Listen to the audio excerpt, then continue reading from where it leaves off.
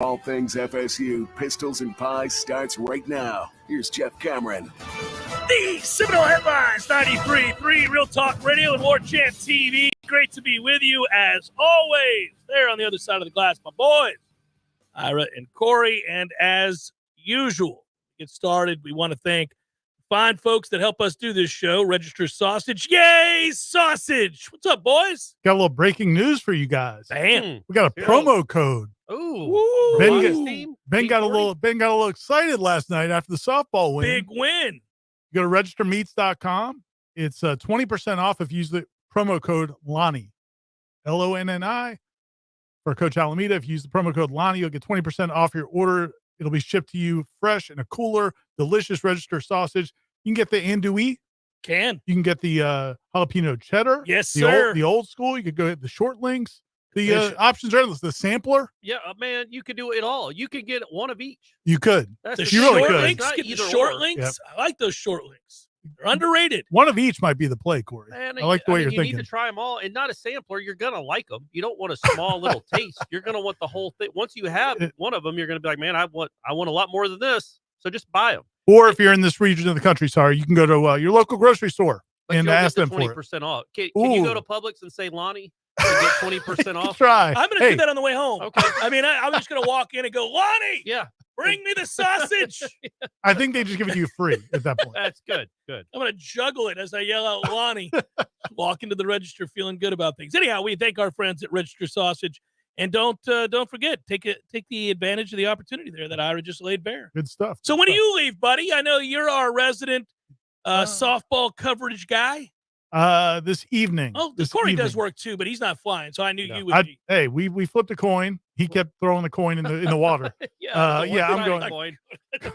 I'm going this evening. I can't wait. I thought there was a little concern last night that I might miss today's show, and I know you guys would be broken up about that, particularly the listeners. Yeah, I think there would be a revolt, but no, I was able to schedule for this evening, so I'll get in tonight. They don't play till late tomorrow, so it works out perfect. You gonna go out boozing? Of course. I mean, you got a lot of time. Oklahoma City. It's you in Oklahoma City getting after it. A buddy of mine texted me. I didn't realize. Have you ever been there? I have. I've been through there. He's looking at me, but not.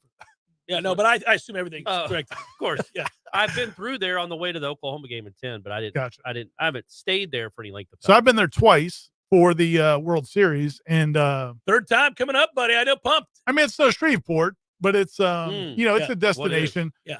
I just found out from a buddy of mine they have a banjo museum there, so I may check that out because you should.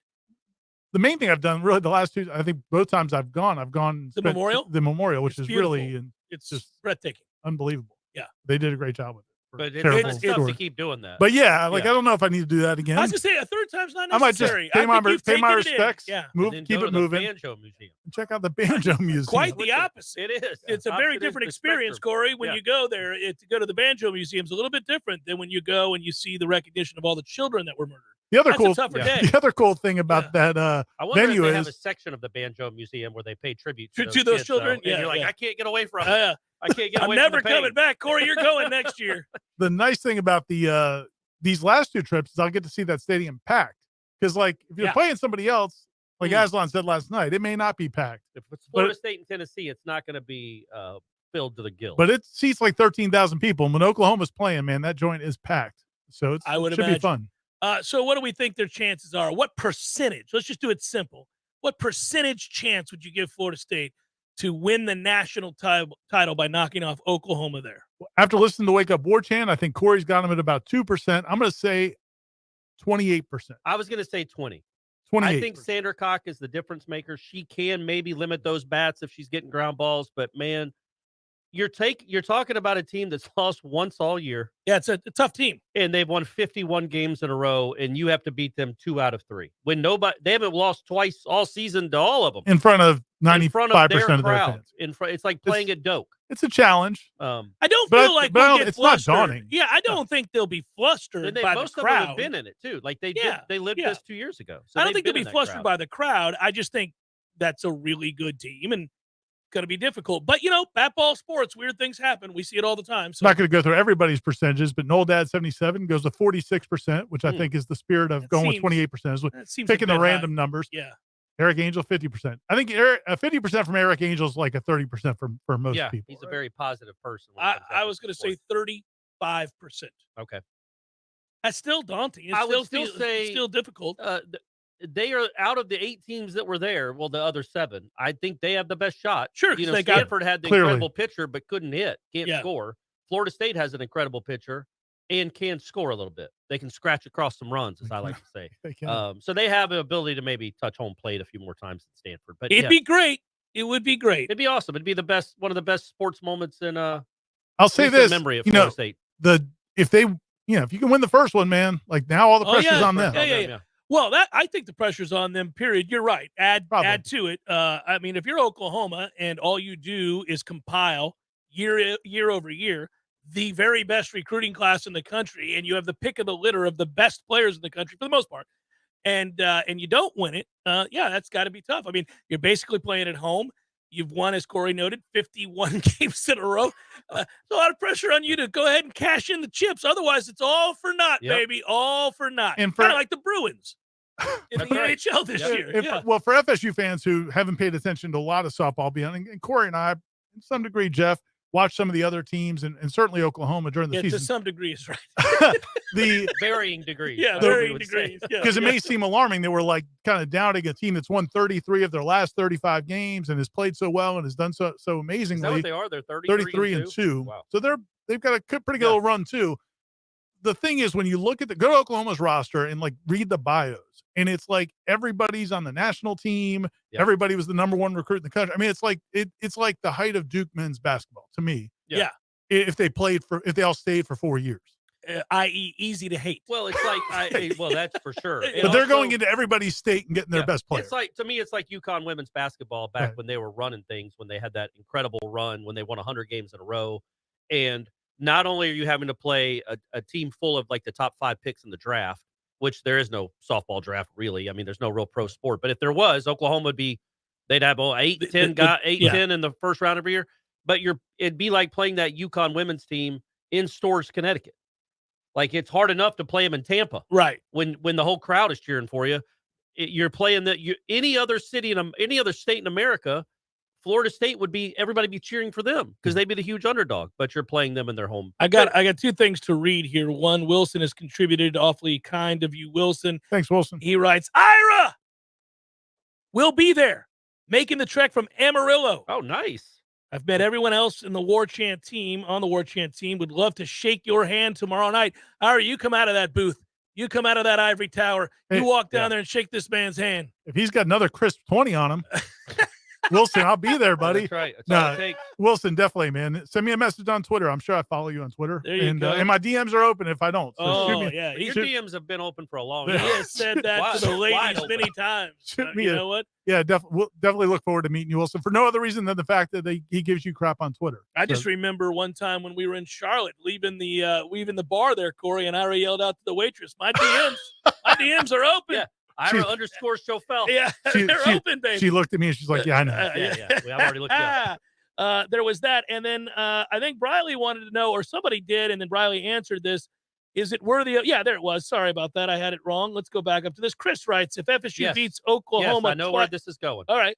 That is worthy of an hour number 2. Absolutely. Let's go. Absolutely. There we go. Oh, of course, man. There Absolutely. we go. That's better than the promo code. Yeah. Well, come on now. It's not, but talk about a worthy inclusion in the pantheon of hour number 2. It would have to be. I mean, you're beating the best softball team of all time twice, at least by record, in their basically home stadium. Wilson also writes, #wide ass open DMs. Yeah. Why? So I would say this. So our friends, and we appreciate the contribution. He's driving. I looked it up. It's about 4 hours from Amarillo to Oklahoma City. I know a friend of the show, Shane Kirknole. He's driven back and forth from Dallas to Oklahoma City. Yeah, he has. These games. Yeah, that's a lot. I would say if you're in the area, that you can go get tickets. If you're within a 4-hour drive, go support this team. That's all I'm saying. I've got don't let it just be a Sooner washout. Get some Noles in there. I know an FSU grad who's made about an 8 or 9 hour drive, and one of our counselors at my kid's school at Leon High School, Jason Wentz, who is he and his wife drove out there. I hope that's cool for me putting out there. Oh, Mr. Wentz. Kind of Well, But, I don't. Yeah, I mean, But dude, driving 14 hours, and they've been there from the get go. Like literally, once they made it, they were in the car driving 14 hours. I got a friend who did it as well, Stacy. She I used to work out with her at Orange Theory Fitness. She was an instructor there. Went on to get her master's from FSU. Real smart woman, great, huge supporter. She herself was a very good softball player at one time. She went out there with her family. I know that. That's a lot of support. That's a lot of support. We know Sydney Sherrill and random children are out there. Yeah. She's gonna have a kid next to her. And I'm talking to the audience now. If you want to get on TV, go find her in the crowd. Take your kid and roll her up to Sydney Sherrill, and you'll get on TV. May the record reflect that Corey the Welcher has committed to an hour number 2 on June the 6th at 1:13 p.m. That's an important people record. People are still a little angry about how it was you developed amnesia the last time a promise was made regarding hour number 2. I don't even remember what it was that I supposedly said I did. What you welched on? Yeah, what I welched on. I don't even remember what it was, but this one I will remember. You definitely welched. There was something. This is a big one now. Yeah, was it the 10-win season that you welched on? Could have been. It feels like that's what it was. But it wasn't something that was so immediate. Like, can we get one on the record? Like today, I took my kid to the doctors, and then they want to get you in the books for the next appointment. So you tell them a year from now we'll do all of this, right? All right. So can I get you on the record now? Here we are, early June at that. Yeah. A 12-win season for Florida State, including the bowl game. Or how about winning the ACC championship? Yeah, I think you've already confirmed that you would do that. Or winning at Clemson, or just ACC? No. It can't be winning at Clemson. No. Pitt does that all the time. Yeah, I was going to say, people do that. We don't, but people do that. I'm going to say ACC championship. Yeah, I'll do it. Hold my feet to the fire, everyone. All right, we got it. So we have 2 commitments for an hour number 2 out here from Corey now. We've got one for. I mean, I'm not doing it for like it can't be willy-nilly. I agree with you on this. When you just held Miami under 20 points and I did it, like we have to do it for real things now. And the standards have changed around here. And an ACC championship in football are worthy additions. You know what we got to do? And we'll start clean slate when we come back because they're 2 of my very favorites. Let's talk a little bit about the Hall of Fame, the College Football Hall of Fame, and a little bit of Peter Warwick and Warwick Dunn, because Ira and I got a chance to do it yesterday, Corey, on the still ever popular JCS. Growing, I would assume. I was actually going to tell you, I need you to write a column on this too. I was going to tell you that after the show, but I'll let you know. Corey, it's a column you're going to want to write. It's weird that he tells me what to do. We are a partnership. I was going to ask you. I was going to ask you. I'm flying to Oklahoma City tonight. You can write a column. Good point. I'm just saying. I'm saying this is a fun column to write. Those 2 guys in particular are 2 of the first 4 or 5 names for Florida State football in the history of the game. Yeah. Like Dion and Marvin. I mean, Charlie Ward and these 2. Like, there's a couple that you might want to fight to put in there, but these 2 are in that group real quick. So let's talk about that next. Seminole Headlines, 93.3 Real Talk Radio, Warchant TV continues in a moment. If you've been considering getting a new hot tub or upgrading your existing hot tub, now's the absolute best time to do it. Hot Spring Spas has the jets on full blast, and the prices right now have never been hotter. You can find huge savings at Pinch a Penny Pools and Spas, and we mean huge. For a limited time, you can get up to $5,000 off in instant discounts and rebates, plus 60 months no interest financing for qualified buyers. You heard that right, $5,000 in discounts. And that's not all. When you buy a hot spring spa from Pinch a Penny Pools and Spas, you'll get a free consultation to determine the best placement in your yard for installation, a free accessory of your choice, and install can be completed in just a matter of days. It's the most aggressive rebate program that's ever been available to buyers from Hot Spring Spas. So stop by Pinch a Penny Pools and Spas on Greer Road today to check out their 12,000 square foot showroom with over 50 hot tubs on site. If you're ready to relax, Pinch a Penny Pools and Spas is ready to show you how. Hey folks, it's me, Mac and More, spokesperson for Tallahassee's favorite Apple and Mac product store, Mac and More. We all know what Mac is all about. It's your MacBooks, iMacs, Apple Watch, iPhones, iPads, we've all got them. But what's really cool is the and more. And there's a lot more at Mac and More. They can help set up your new gear, migrate and back up your data, teach you new tricks and how to use everything better. And if something costs too much to fix, they'll tell you the truth. There's a lot more at Mac and More. See for yourself at macandmoresystems.com. Or you can take it from me, Mr. Mac and More. Barry knows cool, he's keeping you comfortable. Barry knows cool, you can put them to the test. This is Tyler from Bear No Heating and Air. Now you can schedule an appointment or pay your bill from your mobile device. Any day, anytime, anywhere. Save big time in the new year and get $1,200 off select new units. Online at BearNoAC.com. Keeping you comfortable is what Barry does best. Florida license CAC 1816-186. There's fun to be had every night at the Corner Pocket. Take home prizes on Trivia Tuesdays and Beer Bingo Thursdays. And kickstart your weekend with Martini Fridays. Plus happy hour runs every weekday and game day specials every time the Noles take the field. Watch all the best games at the Corner Pocket's Vegas Wall, featuring 560 inches of flat screen TV heaven. Oh, really? The best food, the best drinks, and the best place to watch all the games. Tallahassee loves the Corner Pocket. Hey, this is Dr. Ryan Finn at Finn Chiropractic. If you have a pain in the neck, bring them to Finn Chiropractic because neck pain, low back pain, headaches, numbness, and tingling can make your significant other or family member very irritable. This is Dr. Shannon Lord. We developed the Phenomenal Health Exam to get to the cause of your problem. You can schedule your appointment at finnchiro.com. FENNCHIRO.com. Whether the pain is in your neck or someone else's, come to Finn Chiropractic. Because your chiropractor loves you and there's nothing you can do about it. Someone who thought texting was a better idea than stopping for a traffic light slams into your rear bumper. Now your back is injured and you've got to be at work and rehab all without a car. I'm Jimmy Fasig at Fasig Brooks. We hear stories like this every day. You shouldn't pay for someone else's mistake. Call us at 850-777-7777 and we'll make sure you come back stronger. Life is stressful. Dinner shouldn't be. That motto is why Register Sausage has been doing business in the Florida Panhandle and Lower Alabama for over 75 years. A proud sponsor of Seminole Headlines, Register Sausage always provides the best Southern smoked sausage to over 140 grocery stores and restaurants throughout the Southeast. Headliners have discovered the Register's difference. You can too. To find a store that carries Registers near you or to buy directly, head to registermeats.com. That's registermeats.com. Register Sausage. Yay, sausage! Seminole Headlines returns now. Head to YouTube and search for Warchant TV today to catch the show live or on demand. Now, here's Jeff Cameron, Ira Schofel, and Corey Clark. All right, so Warwick Dunn, all-time great Nole, and one of the all-time great post-Nole careers, both in the NFL and off the field, with all of his humanitarian work and the things that he's done in living a great life. Peter Warwick, simply spectacular, probably the most electrifying receiver that I have ever seen play. I loved him. I thought he was unreal in the open field. He was like nobody else that the Seminoles have ever had, and very few in college football can even measure up to the career that he had in the game. And then obviously his pro career was not as great as we would have liked. I think that for some reason that somehow has in some ways thrown shade on his college career, which one has nothing to do with the other.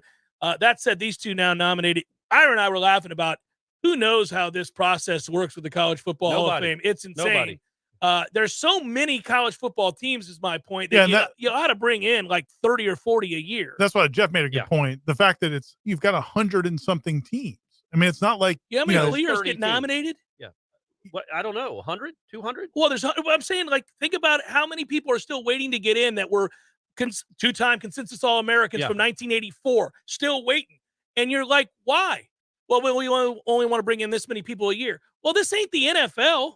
Do they all make You speeches? have 130 teams, Exactly. 120 teams. Is there a speech? I've never watched the College Hall of Fame ceremony. I think I watched maybe when Bowden was inducted. Do they? I don't know if they all make speeches. I think I remember seeing Marvin Jones do one last 2 years split it ago. up. The last one. Split it up on the weekend. Have 12 one day, 12 the next day, 12 the next day. But yeah, it's ridiculous. There's a log jam because and it's going to get worse and worse because not, college football has gotten so much bigger and better. Yeah, but when you look at these two in particular, it boggles the mind that both of them aren't in because they both hit the qualifying marks as in their careers are over. They've been over for 10 years, everything else.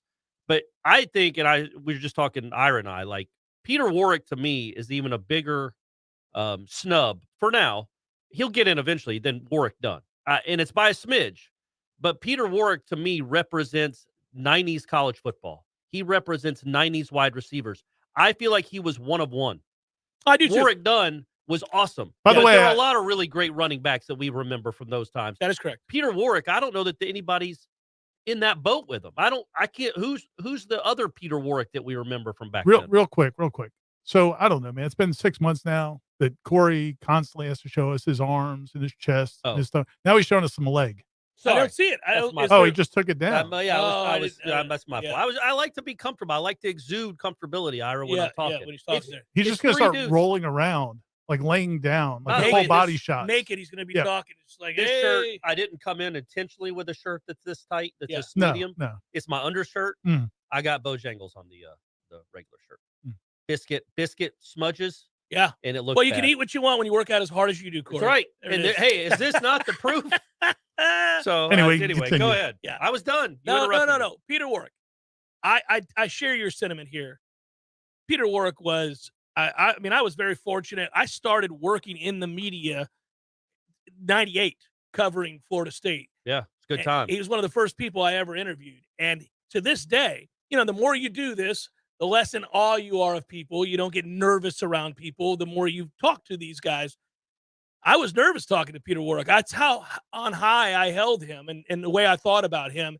He was a freak. He's an all-time freak for Florida State and really in college football. And you and I talked about it yesterday, Ira, how one of the great things about Twitter, and there aren't many, has been the ability for people to post these career highlights of him and for the pros to come in and be like, yep, he was a freak. He was unbelievable. I remember watching him. He was he got his just due. And one of the other cool things about, and this isn't why he should get into the Hall of Fame, but one of the neat things about him also is that like he loves all of that. Like he loves, like if he comes to games, he wants to take pictures with every fan that wants to take pictures with him. He loves being Peter Warwick, but also like for what Florida State did for him, what he did for Florida State. Yeah. Like it's pretty cool because it's not always the case. Some guys leave and or some people just don't like attention. Yeah. Some guys are introverted or whatever. Or some guys are bitter because of what this happened or that happened. His pro career didn't turn out the way he wanted to, but man, he just loves every bit of it. So it's cool that he's associated with Florida State because he wants to be associated with Florida State. And man, if he got in the Hall, like Marvin Jones, the things I saw from him when he got in. Oh, he was emotional. Very emotional. Imagine. Yeah. I mean, it's like we're talking about. It's hard to get in that thing. Yeah. And so he gets, I think it would be like a year-long party for Peter Warwick. Like Good. I'm not saying Warwick wouldn't appreciate it, but I think it would be cool to see Peter Warwick just celebrating Florida State and the accomplishment. They both should get in. It's a no-brainer. A lot of guys on that list, if we're being fair, deserve to get in. I mean, every time they do this, I was telling Ira yesterday, I love it as a college football fan when the nominations come out. Yeah, it's like, wait, trip he's down not memory there? lane. Yeah. Yeah. Like, oh my God, I forgot about him. I forgot about it. Oh yeah, he was awesome. Oh, Kajana Carter. Like you do this over and over and over again, and it takes you down a wondrous time in college football history. It was the emergence. In a lot of ways, we've talked about this too. Florida State was synonymous with the rise of college football and its popularity in this country. You could say college football was popular in 1982. It's nothing compared to what it was in, say, 96, 97. Yeah. And Florida State had emerged as a preeminent program in the sport at that time. That's why people of a certain age, 40 or older, let's say, feel a certain way about Florida State. You either hate them or love them. There aren't too many people indifferent about Florida State because you were beaten over the head with their greatness, just like Nebraska and Miami during that time. That's college football emerging. It's the golden era. Yeah, it's the golden era, and those guys played then. Yeah, and also with Peter Warwick, I mean, I think LeBron's tweeted about him. Yeah. Like, he transcends just football. Like he was a guy that, and I mean, LeBron was a high school football player for a while, but you know what I mean? Like just athletes appreciate greatness. And I don't know, again, I don't know that you can make an argument that there were 2 or 3 more impactful wide receivers in the whole decade than Peter Warwick. And he won a national title. He made huge plays in the national title game. Including the catch. And it would be fitting. The catch. It would be fitting if he and Vic, who was also on the ballot, if they went in in the same year. Because Michael Vick kind of introduced himself to the world that game, and he did not win the MVP of that game. The other guy did. Even though he was amazing too. He was incredible. He was the only reason they were in the game. Yeah, but Peter Warwick is just it's bizarre that and we say this every time. It's bizarre that neither one of them got in, but Warwick Dunn, look, I always thought Warwick Dunn should have been a finalist for the Heisman. I think he should have finished second that year. He never got any kind of push or hype behind him, which never really made sense. But Peter Warwick was the best player in college football for 2 years in a row. Yes, he was. And Dillard kept him from winning a Heisman and even a Biletnikoff. Mm-hmm. But nobody doubts his greatness. Warwick Dunn, you can get lost in the shuffle a little bit because you're running back that didn't put up great numbers. I mean, relative to like Wisconsin's guys and other guys. But Peter Warwick is still the all-time leading receiver here, right? And still has the most touchdown catches. He's second. To Rashad? No, the all-time leading receiver is Ron Sellers, isn't he? I thought Peter Warwick was. No, hey, guys, I'm going to look it up. I think it's number 2. I mean, he played 4 years, so I yeah. Sure. Well, I think it's Sellers. Yeah, I'm not sure. Sellers only played 3 years, which is crazy. Touchdowns, we may be right about. Touchdowns, 33 touchdowns. Is that right? I think he was like 39 or 40. Well, you may be right on that one. Yeah. The weird thing about Dunn is that it is, it's like Charlie was Charlie. Like Charlie. Maybe it's second all-time in the ACC. My apologies. Charlie was, bigger than life, and he wins the Heisman. And then Florida State had so many weapons. And the other thing I think hurt work a little bit in terms of work done, a little bit in terms of the national attention in the Heisman is just the size. Like he was always doubted because of his size. And if you think when he went to the NFL, like nobody thought he would be as successful as he was. An incredible career. Because of size. And so I think that's something that I think people, especially in that era, really just love those big bruising backs. I think when you talk to Florida State fans, like whenever we travel and cover events on the road and you run into Florida State fans who don't live in the state of Florida but grew up watching Florida State. Maybe they went to Florida State, maybe they didn't. They just loved the school. I mean, it's part of the fun is talking about players like Peter Warwick, is talking about players like Warwick Dunn, is talking about those kinds of guys. In the 90s in particular for me, and I think I'm biased. Now, listen, I'm a Marvin guy, I'm a Derek Brooks guy, but these are all 90s guys. These are all superstars of that era. And Warwick Dunn and Peter Warwick, it doesn't take long before we all start talking about, remember that play? Remember this play? Remember this run? Remember that? I mean, we do that all the time. Yeah. And so you were right. It's Rashad Green is number 1 in yards and receptions. Old Rashad. Yeah. He's probably not going to be in the College Football Hall of Fame. I'm not saying he shouldn't be. He was awesome, and he played on a national championship team. But Peter Warwick had 32 touchdowns. 32, I said 33. Yeah, you're right there. You're right there. And I kind of dismissed it like, no, it's a lot more than that. Corey, thank you for letting me flex for just a moment there and admitting. For once. Admitting. You know what? I might have been throwing in some of his rushing touchdowns and his punt returns. Passing touchdowns. He threw touchdown. Yeah, he threw a couple memorable touchdowns too. He probably should have been given the reins in the national championship game against Tennessee. In fact, after minutes into that game, I thought, well, he's a better option than Rooster at this point. Yeah. Took a while to realize Rooster didn't have it that day. Woo! I mean, a little too long, my friends. A little quicker hook. I feel like they win the game if they just snap it to Peter Warwick on every play. I do too. Okay. And I drove to that game. Yeah, I flew to it. And then I drove back. Yeah. And great disappointment. How sweet was it? Disappointment. I tweeted this yesterday, but how sweet was it to finally get revenge on Tennessee last night in that softball game after the 25 years of pain from the Rooster game. You think T. Martin was hurting last night? He was just, he's like, I can't believe they got us. They finally got us. all these years. And you're going to get to do it again with Oklahoma.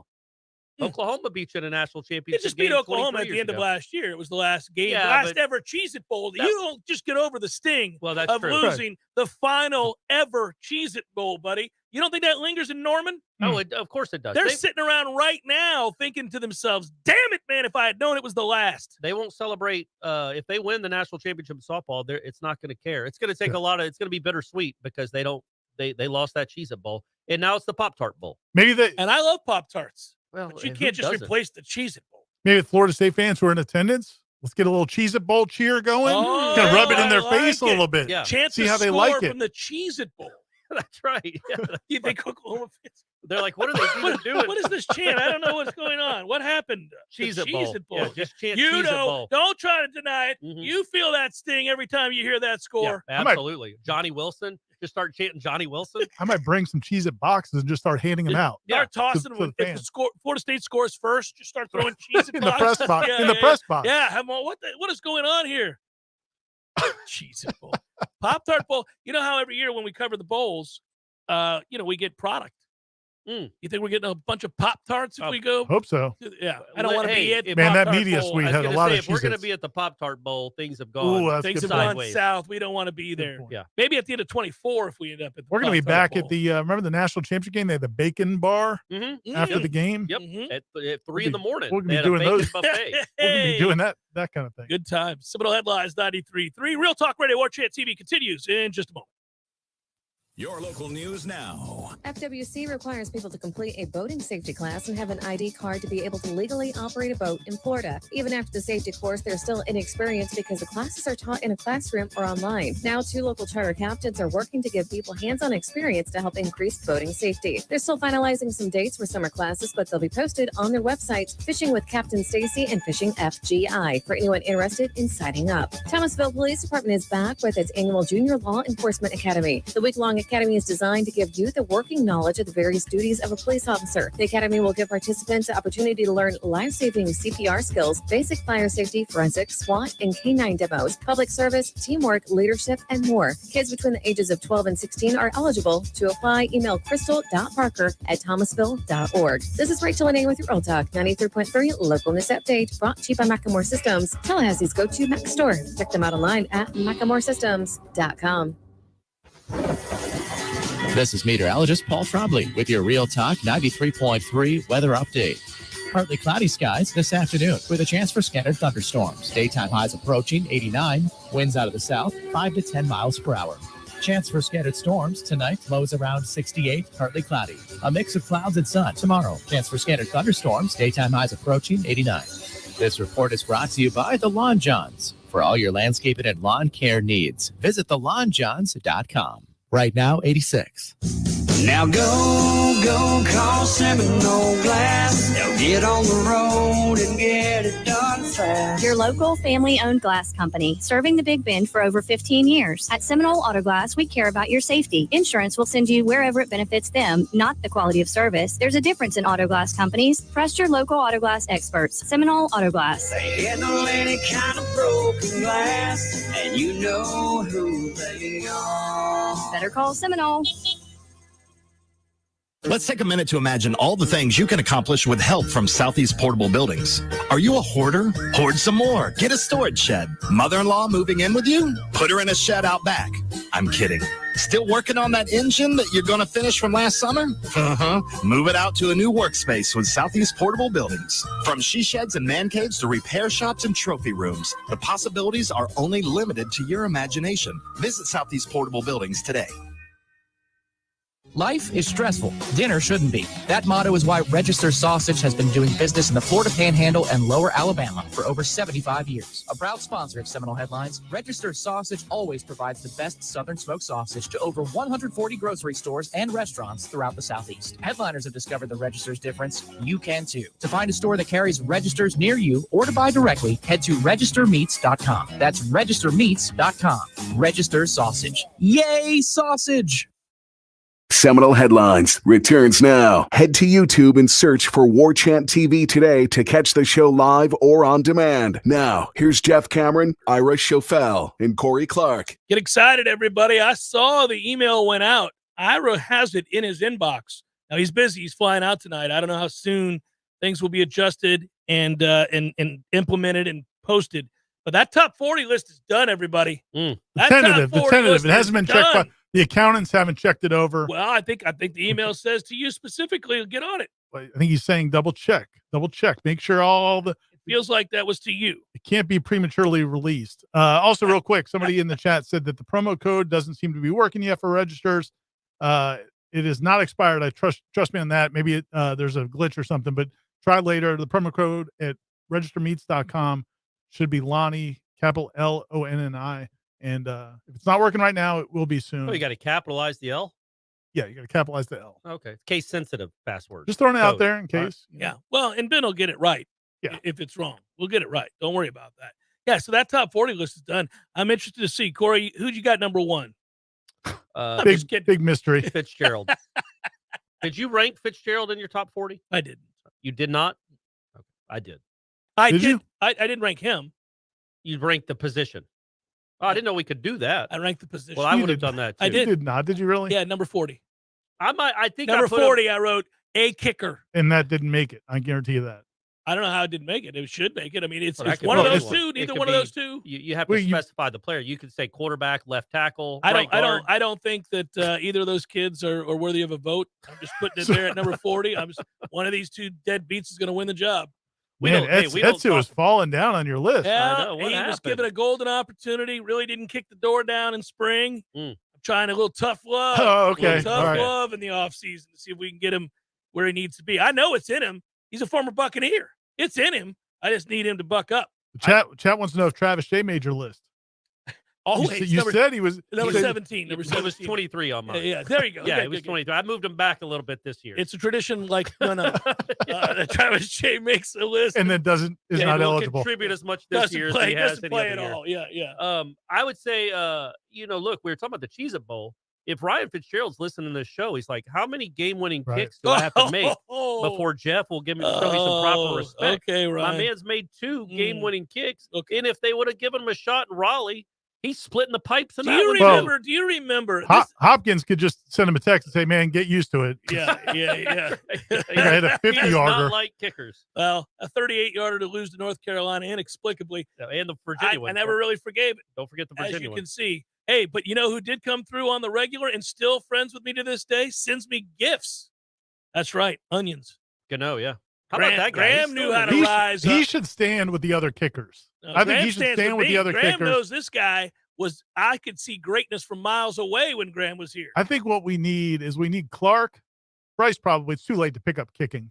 Maybe Clark No. can become a kicker. No, we don't need to. I still make fun of my brother. One of my brothers was a kicker. I make fun of him all the time. He was a scholarship. He got a scholarship to Iowa to kick, and he turned it down to be a marine biologist at JU and play rugby and soccer instead. He's a good athlete, but I make fun of him all the time. Like, well, you didn't really play high school football, so you know how it is. You know that I just it's hard, Right. Ira. It's hard.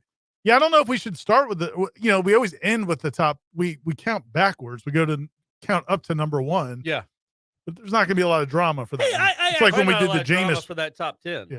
Honestly. I think frankly that this is going to be a fun show for us to do when we sit down to do it. That top 40 list, I haven't. Oh, it'll be a bunch of shows, buddy. We drag it out. Oh, we're yeah. gonna Well, do one per player. Yeah, we're gonna do 40 of them. I'm actually just gonna point out here really quickly. Don't say that, or Gene will have. I'm not gonna tell everybody, but I will just tell you that every one of us who voted, I have now looked at every vote in every the top of every top 40 list, correctly noted that Jordan Travis and Jared Verse were 1-2. I gave that away. Yeah. It wasn't a big secret. Everybody voted the same on Jordan Travis, Jared Verse. I had Fitzgerald 3. And it was between 3 it was so and 2. close. But I'm like, you know Verse, what? Verse is going to Fitzgerald. probably make more of an impact because they're not going to probably have to settle for a lot of field goals. This So, offense. you know, I mean, a couple of the top tier guys, where it gets interesting is, I think, from 8 to about 25. And it gets juicy because you can move some guys around there. Well, and like a guy like Ronaldo Green, right, was really good. Was a good player for you last year. He's going to be a starter, we think, this year. But where do you put? Important Like, is he 21st? Is he 14th? Right. Is he ahead of Cypress? Is he behind Shaheem Brown? When you're talking about importance of players, you kind of he's almost assumed to be good. And these other guys maybe get the bump of the projecting them and the potential and everything else. By the way, I looked it up real quick. Graham Gano, $40 million he's made in the NFL. Yeah. Not a bad gig. The decision to really focus in on kicking and punting at a young age worked out well. Because he was an athlete. He was an athlete. He was an athlete. Somebody told him basically like, hey, man, you're really good at that. You should focus on it. You can get a full ride. But Maybe he's go to the pros. otherworldly. And that's the other thing about kicking, though. It stinks in the NFL is that, like, there's only 32 jobs or whatever. So, like, you can't, those guys, when they're good, like Gano is never leaving. Yeah. So that guy will eat up one of the 30-something jobs for 15 years. What's really weird about Gano, and I think any kicker that does this, it's remarkable. And here's where I will give kickers credit. It's so individual. You sit around all day and watch these guys beat the bejesus out of each other. Yeah. I mean, taking brutal shots. And now it's on you, baby. Go out there and make this 51-yarder after all this stuff that we've laid out here. And if the difference is losing or winning, it's up to you, your foot. Well, when it goes south for those guys, and they all have periods where it does, they lose their job. Gano's lost his job. He's been out of the league before. But to come back from it, to get bounced from Washington or New York or Carolina, he's been at other places. And then to get back in the league, like 1 year he had an injury. He missed a whole season due to injury and then gain back into that's hard to do, man. I really admire that kind of mental toughness. And it's really, kickers do have to have that to remain in this league for a long time because you're going to go through stretches for whatever reason. Technically you're off or something's not right and you miss one too many Hopkins kicks. went through it too, right? He struggled and bounced A around a couple places. A lot of punters make the College Football Hall of Fame. Ray Guy has to be in there, right? I would think he might be Stark the has one to be in and there. only. Stark, Maybe yeah. McAfee. Stark. I don't know if Stark's it. No, Stark No, he's isn't not in in there. How is he not in there? He should be in there. Yeah. I don't know. But yeah, They should have a separate Hall of Fame, Jeff. Kicker Hall of Fame. Yeah, I am for going to the say non-football this. players. Florida yeah. State should have 2 of them in there. Oh, in our Janikowski lifetimes. should be in there right now, without question. And he's got so, the and 10-year Aguayo deal. was better than him in college. Yeah. Was better than him. And, Yeah. and was part of national championship teams too. So, yeah, they should both be in there. Yeah. Somebody asked me a question on Wake Up Warchant about if Janikowski had stayed in 2000 for his senior year, does Florida State win the national championship? When you think about their loss to Miami, and then you think about that Oklahoma game and not scoring any points They scored offensively. 2 points in that game. Yeah. No, I think they still would have lost to Oklahoma. But it changes the way you coach. You're not going for 4th down. Yeah. You're not. Yeah. You're at the 31. You're like, okay, we got some points. Still had the unfortunate situation with Snoop. Yeah, that was unfortunate. Kind of cost you the Could game. have put Janikowski out wide. He'd have made some catches. I would say this. Here's a fair question. They definitely would have beaten Miami that year. Yeah. And I think they beat him by 10. Oh, and here's a fair question that I think is hard to answer. Maybe you'd say both. I don't know. But you're right. Aguayo's college career was better than that of Janikowski's. You got 1 kick to make to win the national championship, 50 yards out. Who are you taking? I'm taking. See, it's so I'm taking tainted. Janikowski. It's tainted by the Bucks, man. I'm just Janikowski. If you'd ask giant cojones. If the year is 2013 or 14, if you're It's asking 2 me in different years. 2014, I'm like, I'll take Aguayo over anyone that's ever kicked in college football because it felt like he couldn't miss. and he could not miss, and he kicked a bunch of really big Yeah, kicks big that ones. So year. on the road at Miami, he kicked a big field goal. I was in attendance for that. I could feel the Everyone he air made come out of that the year stadium. was big because the games were all so close. Yeah. Well, the block kick against Georgia Tech was so crazy because it just felt like it was inconceivable to think that could happen to that guy because he had been unbelievable. Yeah. And I'm not saying it was his fault.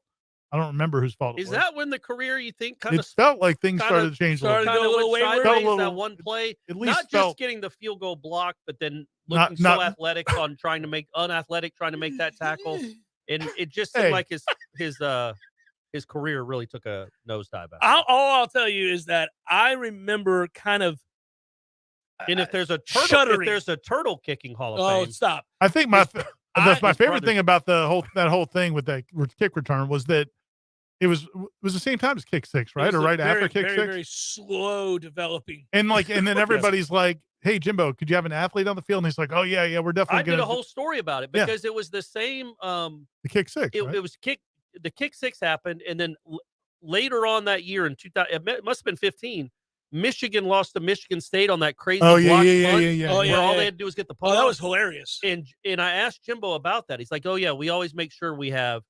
He goes, with long field goals, you have to have a few more beefy bodies in the middle because you don't want to get blocked. But we always make sure we have some athletes out wide in case There were it's blocked." none. And I was like, I'm looking around. Giorgio Newberry was the yeah, most is athletic Newberry guy you down? had. I don't see him. Is old Noob's gonna bring And it it down? was just this weird. I'm gonna run alongside you for a while. We're Yeah. gonna look at each other They as had a you're running convoy. towards the They had a end. convoy. What I are we doing What here? I think he thought is we're gonna meet about the 5 and I'm gonna push him out of bounds because I've got the angle on him.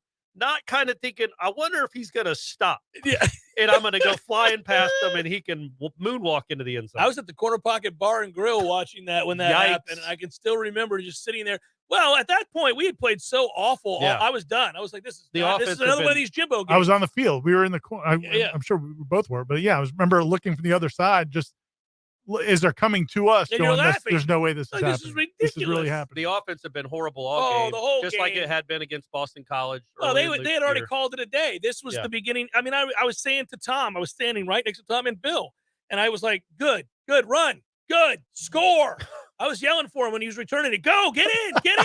I was disgusted. The coolest thing, given Roberto a little grief for the tackling, but man, he came to the post-game press conference, not even a press conference. We were like in a weight room. That's where Yeah, they did the visitors' that's right. interviews.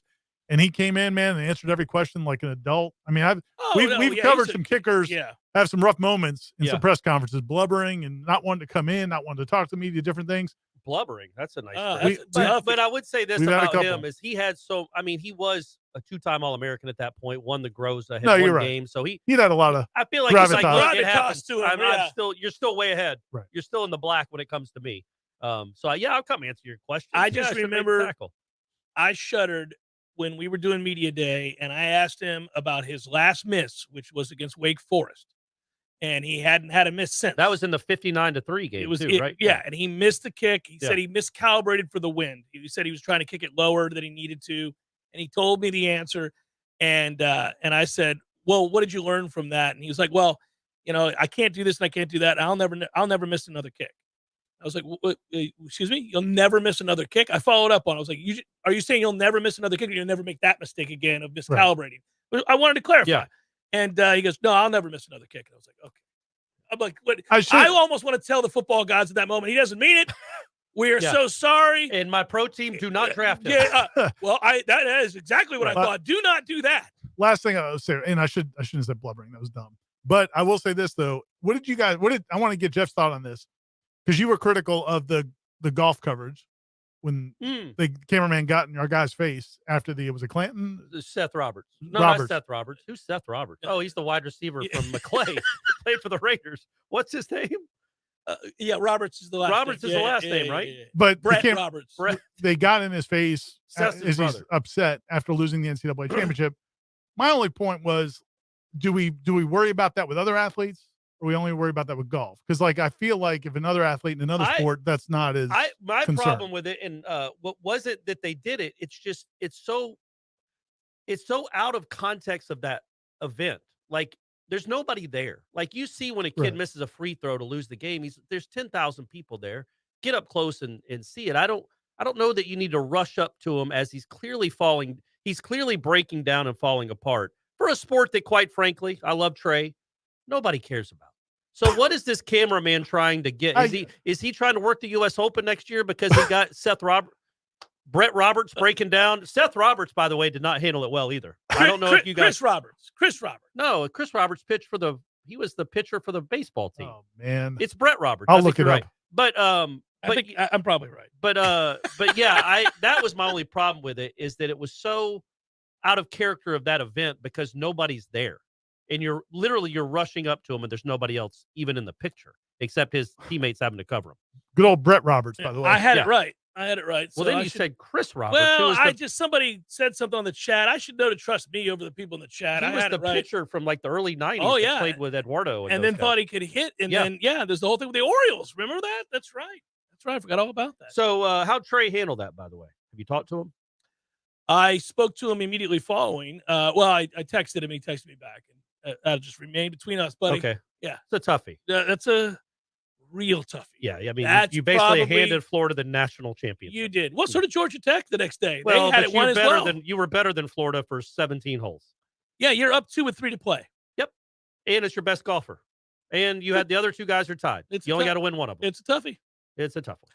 Well, I mean, that's the thing about golf that I think is really tough. It's like, look, man, you're in the middle of the fairway, one whatever out with a wedge in your hand. There's nothing Trey can say at that point. I mean, that is as simple a shot as you got to hit. What if he said, Can't hey, miss man, the green? I mean, what if he did started reversing it a little bit? I don't think you got this in you. For tough love. Yeah, you're gonna flub this like we always do out here. You know what? He should maybe incorporate. Trey, we're just spitballing here. Maybe in 2023, 24, next season, you incorporate some tough love Cameron texts. Oh, I like it. You text him. I'll just start throwing and it out there. He'll just show I'm them good the at giving phone. the tough love. I do it with everybody. My kids, you name it. Is that legal on the course to show your player your phone? I don't know, but he could look at it and then tell him. They'd tell him, hey, Jeff just said that you have no chance of making this 12-footer. He called you a bitch. Yeah. Look at this. Weak-minded one. Yeah, A weak-minded. would you look at this? Can you believe? I can't believe he's saying this. Just saying, maybe Trey then it might work. Incorporates it to say the things he's always wanted to say to him. Yes. And now I get that's not me though. That's Jeff Cameron talking. He's like, Jeff just said you're soft. He just said there's a real good chance you're going to cost me the national title. Again. Do you want me to respond to him, or do you want to do something about it? Yeah. Yeah. He said you got a wedge in your hand from 110. Ooh, it's so scary. You're so scared. Just try to make contact. Just make contact and advance the ball. Trey's just letting it loose. He's like, are you sure Jeff is texting? The announcers are like, why does this coach keep handing his phone? Yeah. What is he Look at it. Yeah. So what was crazy though, and I brought this up on Wake Up Warchant about that scene where Brett Roberts is emotional after losing that match, and they all surround him, is like, what I would like Trey to tell him, and any of those guys in that moment, is look around, man. Look at this course. It's open to the public. Anybody could have bought tickets and watched you play golf. There's 11 people out here, and they're all family members. Nobody cares about college golf. You shouldn't get so worked up about this shot. It does not matter in the grand scheme It probably of things. comes from a good place, though, man. It's his whole team. That's No, what the no, I weird get thing it. about that whole sport is Yeah. like it's a team thing, but it's one dude by Yeah, it's it's just really weird. tough. It's But really there's tough, 20, you know, you if you could sell it like, look, man, in 20 minutes, nobody's going to remember who won the 2023 national You think that's Yeah. better than text from Cameron? I think it's close. Maybe, but he'd remember. He'd remember that he lost the national championship for him and his teammates. But if he didn't care, he's like, whatever. He'd remember he let the university down from Yeah. having an opportunity I to would hoist the say national He championship. could be like, look, other two guys could have won too. Yeah, sure, I had a two-hole lead. I'm with up 3 to 2 play. and 3 to play, and I'm the better player. One of them's a freshman. Yeah. Jeff takes a picture of his butt, moons him. Man, Show that to him. That ought to help him win. He'd be like, oh, this is funny. Oh, we're all having funny games out here. I got my head coach showing pictures from a friend that does a sports talk show back in Tallahassee of his ass. Okay, great. The other guy's telling me nobody's watching because nobody cares about college golf You know, anyway. hey, Trey, I think I'll putt it from 110 out. What do you say? And then we'll ride up afterwards and get chased. Just have some fun. We'll Switch pretend it like up. Trey's doing the polo. 6 shooters. He's got the pistols.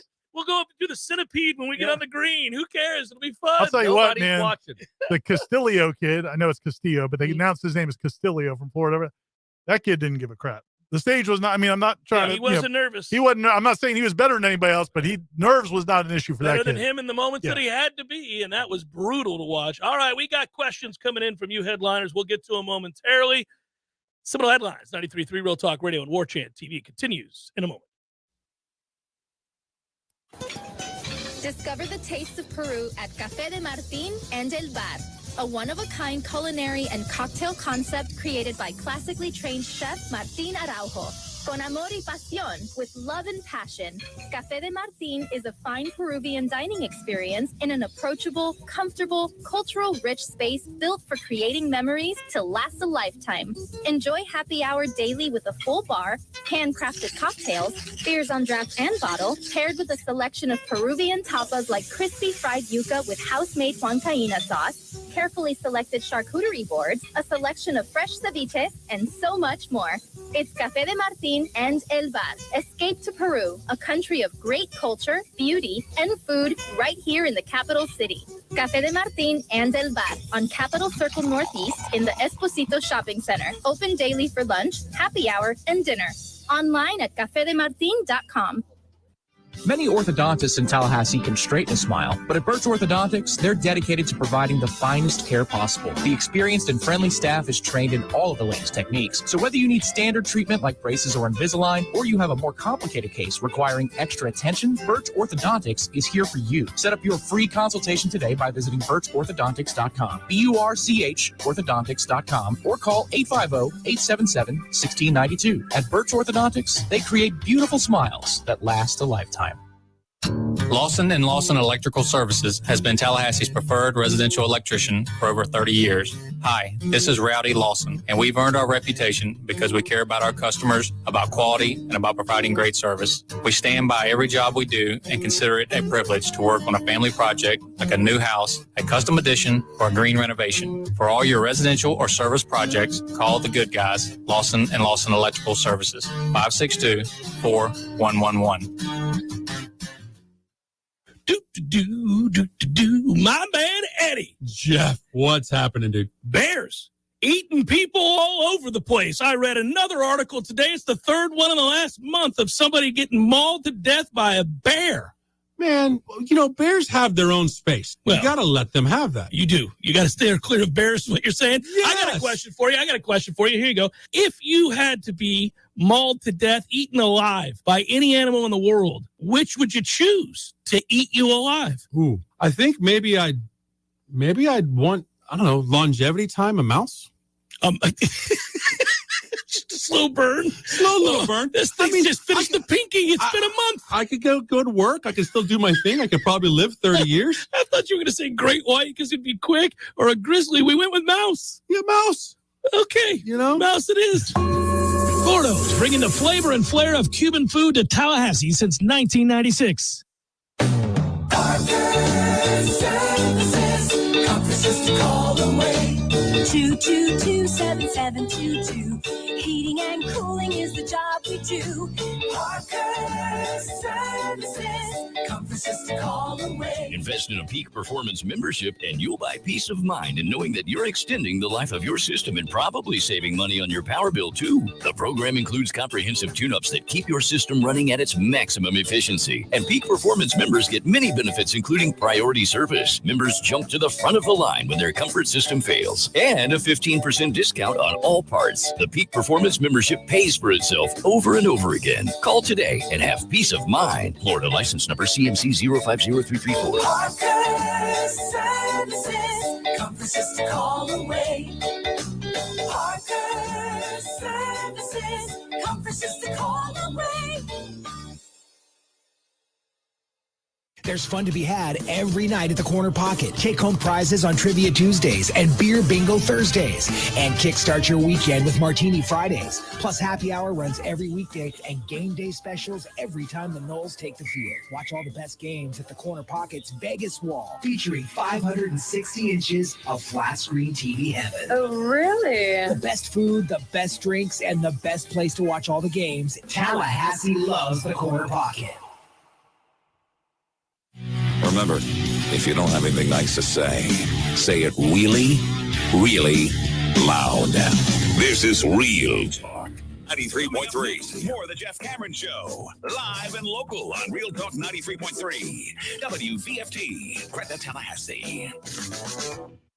Barry knows cool. He's keeping you comfortable. Barry knows cool. You can put him to the test. This is Tyler from Bear No Heating and Air. Now you can schedule an appointment or pay your bill from your mobile device. Any day, anytime, anywhere. Save big time in the new year and get $1,200 off select new units. Online at BearNoAC.com. Keeping you comfortable is what Barry does best. Florida license CAC 1816-186.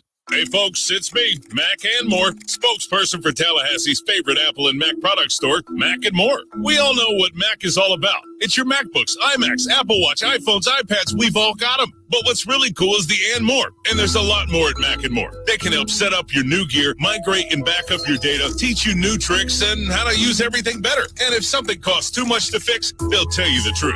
There's a lot more at Mac and More. See for yourself at macandmoresystems.com. Or you can take it from me, Mr. Mac and More.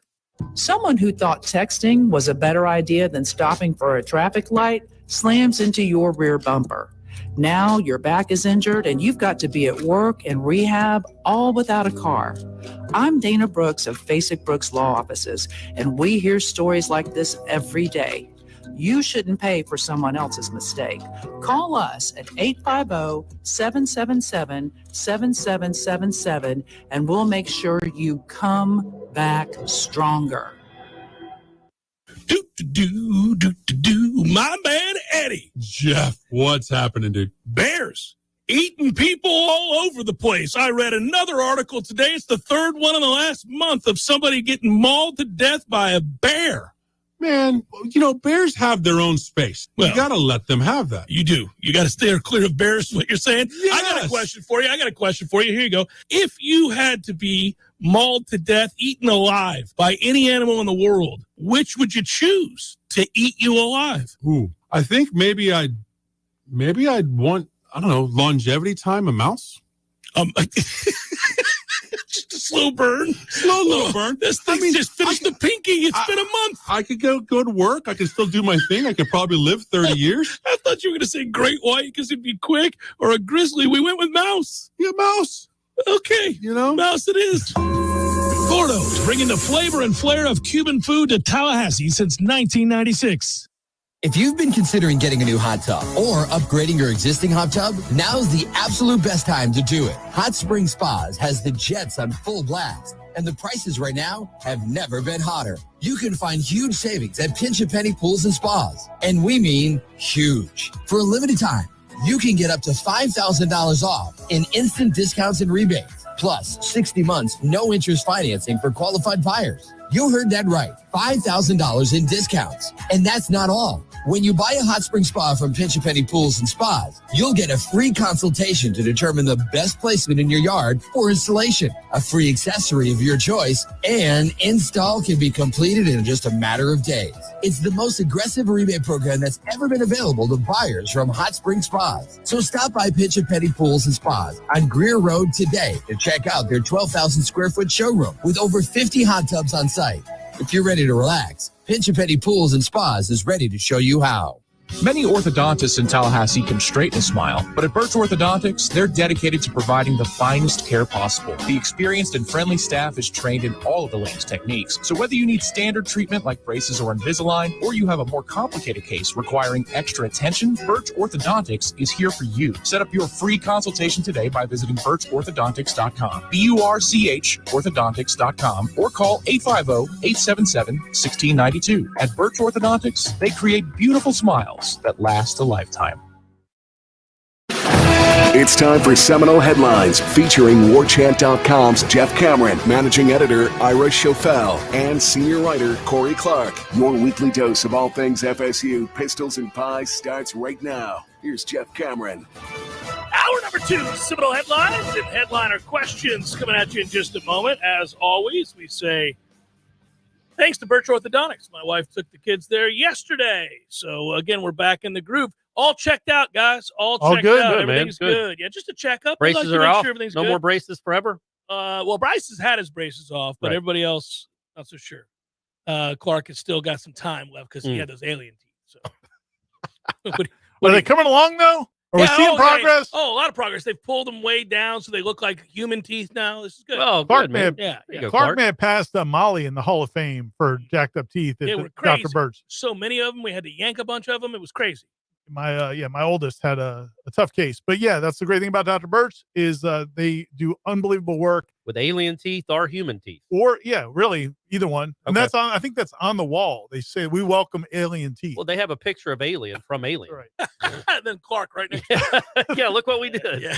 if you want your anybody in your family to find out more information, go to birchorthodontics.com or call and you can set up a free consultation. They have payment plans, do tremendous work, great people. Also, The charity thing, man. Let's go. yeah, the charity. We've got 5 local charities that the Dr. Birch's office is raising money for throughout the whole year as a part of their 20th anniversary celebration. Go to Birch Orthodontics on Facebook, all their different social media, or the website and get information for that, where you can contribute to the cause. Yes. And then I think I'm on to Ben's scam. Ben, It's scam. I think Ben maybe did the promo code wrong on purpose, so we'd have to keep talking about it. Oh, here we go. Because Pretty smart on his part. it works now. He's on vacation, but he got it fixed. Okay, And good. we've had confirmation in the chat from people who have already gotten the promo code to work. So Lonnie is the promo code at registermeats.com. So And the last time we're going to give the promo code, at least for this segment. And with that, we get what happens first. Football only facility opens or FSU is out of the ACC.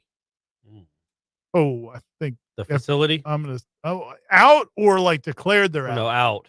Out, then a football facility probably. But I think I think they're going to declare they're out in the next 2 years. I think it's very possible. Okay, all right. Did you see that somebody posted footage of me with Matt Millar in the second Yes. question down on Twitter? Have you seen this? It's awesome. What are From you the doing? from the God, season. pull that up, From Corey what? Clark. From the season. 2002's the season. Jeff Cameron's full head of hair. Thick set of hair, and you really see how damn good looking I was. Oh, It's- from it the is obvious. From Yeah. the season, Oh, yeah. 21 Pull it up, years though. ago. It's beautiful. My God. Jeff's like Wait. everybody. Let's stop the show. Everybody take a- get your phone out. I mean, go to Twitter and look at this. I mean, my God, look at me. That's how Corey feels when he looks at himself now. You Yeah. see, I was jotting notes Yeah, there. I'm licking my muscles. Just Usually, I jotting try to. notes. Yeah. Anyhow, You were good looking, and you had the you're on the record You were challenging. good looking. Yeah. What was the so that 20, that's when we lost 2002 to Louisville, 26-20 in the rain, and that's when, at the time, I felt like, the Dave Ragone game? it was ridiculous. 330 here or it is. 31. What year was that? 2002. 2002. 2002. Oh, No. look, You look just at turned that. 31, right? Yeah, 31. Yeah, look at 31. You look 19. that. Look at that guy. Look at that guy. That's Well, and I was cramped having studio. to push women away while I Yeah. did the show. Millar was there for security. Where are you broadcasting there? That's AJ. AJ's. Oh, nice. On a AJ's Friday? Sports Bar and Grill, buddy. Is that a Friday? And I don't know what I'm saying there other than I think I'm angry. I think it was one of the times you talked about the conspiracy of whatever. Incompetence. Yes, Oh, between yeah, Chris Ricks and Jeff Bowden. Yeah, the triumvirates of suck. But yeah, You this, didn't- at that time, that didn't get caught on. Yeah, there. this is a conspiracy of incompetence between Chris Ricks and Jeff Bowden. That's the quote. Yeah. And it was. They were both ridiculous. If you could get But you did guarantee a win against Clemson the next week. Did that happen? Yeah. Oh, there you go. You nailed it. You were good back then. Oh, What- my buddy. Yeah, he was. There wasn't much that I missed. Well, he was in his peak. 31. You're in your prime right there. You're well, obviously on the but tail end A now. lot of but- people were very angry with me back then, though. That's Well, when I was sure, also but you telling were- everybody that the dream is over. It's all over, that the emperor has no clothes. I almost don't like seeing what he was like that.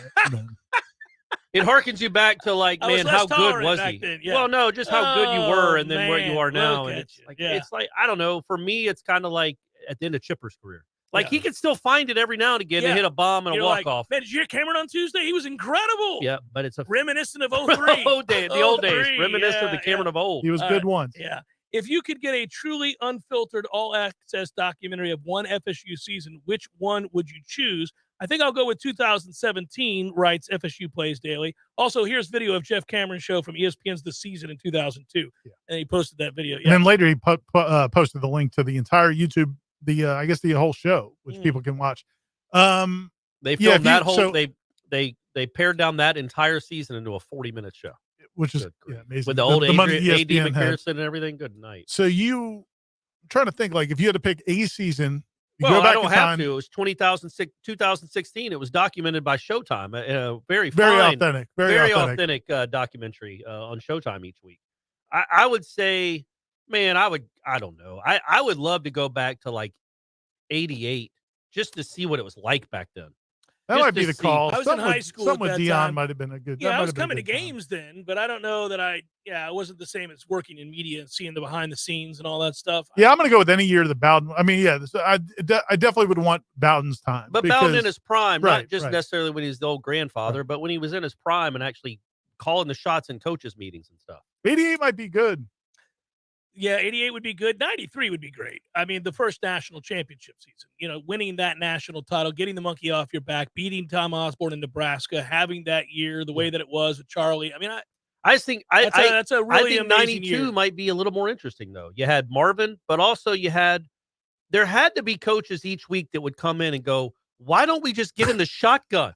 Or the kid is unbelievable when he's in the shot. I bet Mickey every week was like, can we just not do what we do in the final minute of halves the whole time? Of course, it takes the Georgia Tech game to reveal all Yes, of that, right? But that was the 8th game of the season, it's man. crazy. It is And crazy. even the next game was at Virginia, Might have and they revealed didn't some do it. deficiencies, Corey. That's all I'm saying, Right, yeah, man. yeah. There were things that I was saying back then too that's really frustrating. Yeah, there were moments where it was all on display. Well, you know what we should do? We should what was the name of the documentary that we did the Warchant interview with the guy that did it? It was like 84, 85. He followed Bowden around.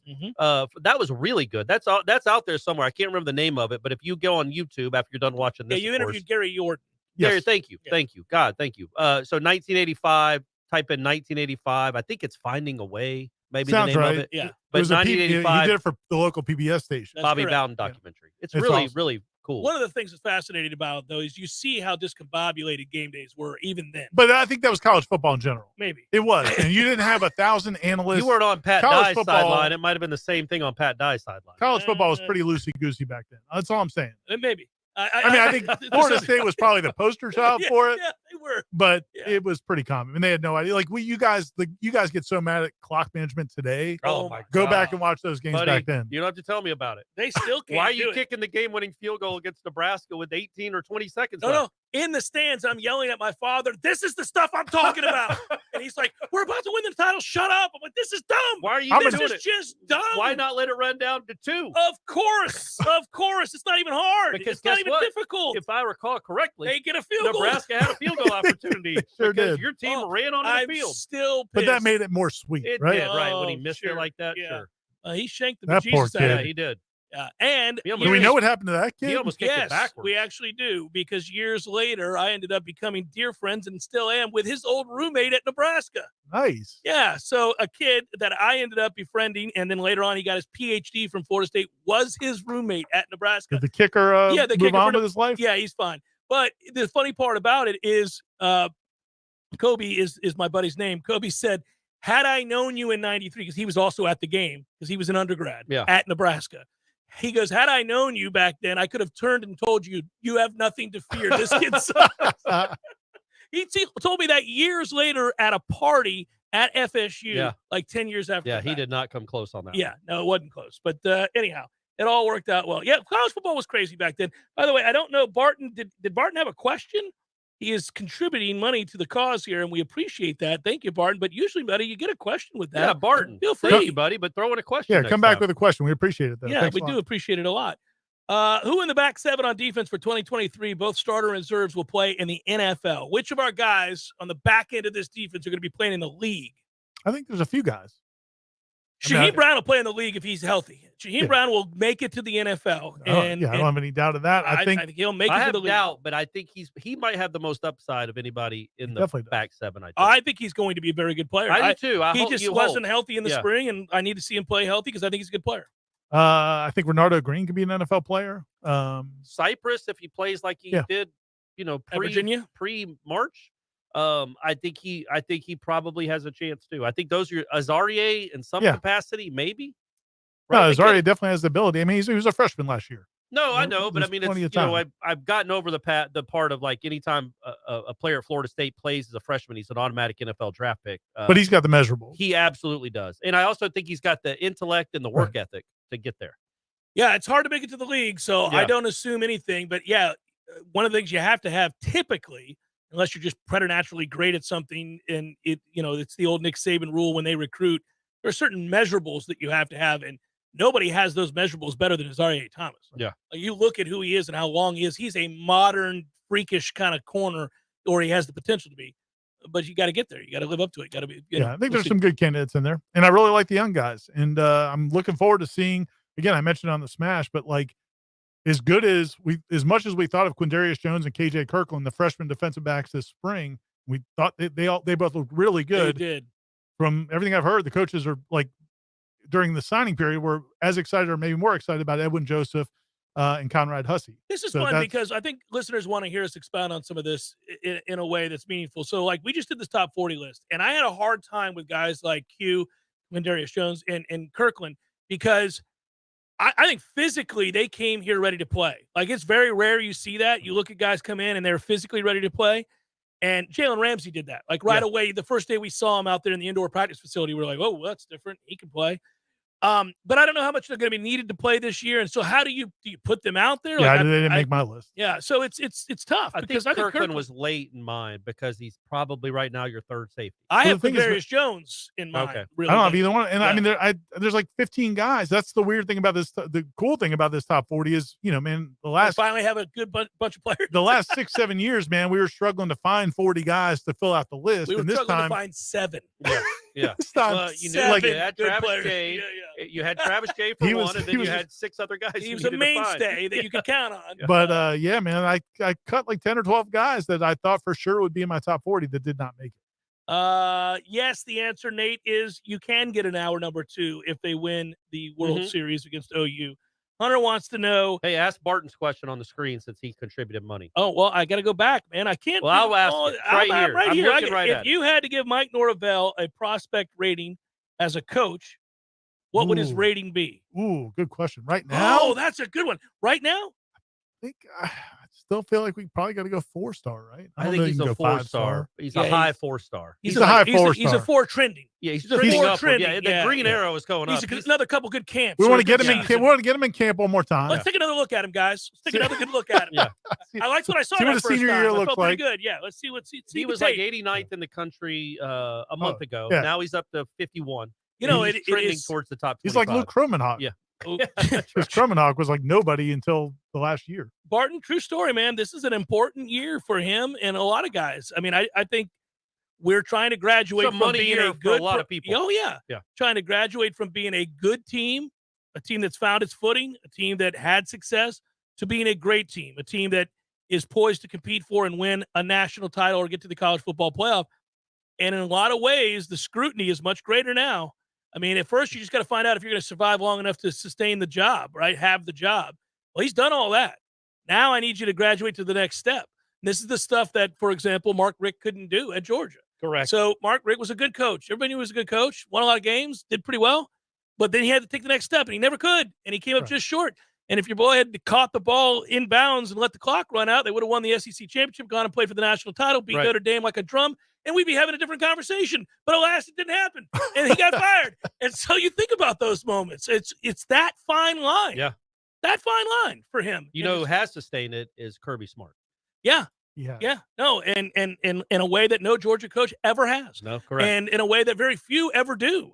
And so now you have the guy right here in our backyard that you're asking about, charged with overcoming that. Georgia's right there. We're right here. We're both competing for the same players. When was Kirby GA here? Yeah. When? A long time when ago. I first got here, 01 to 03.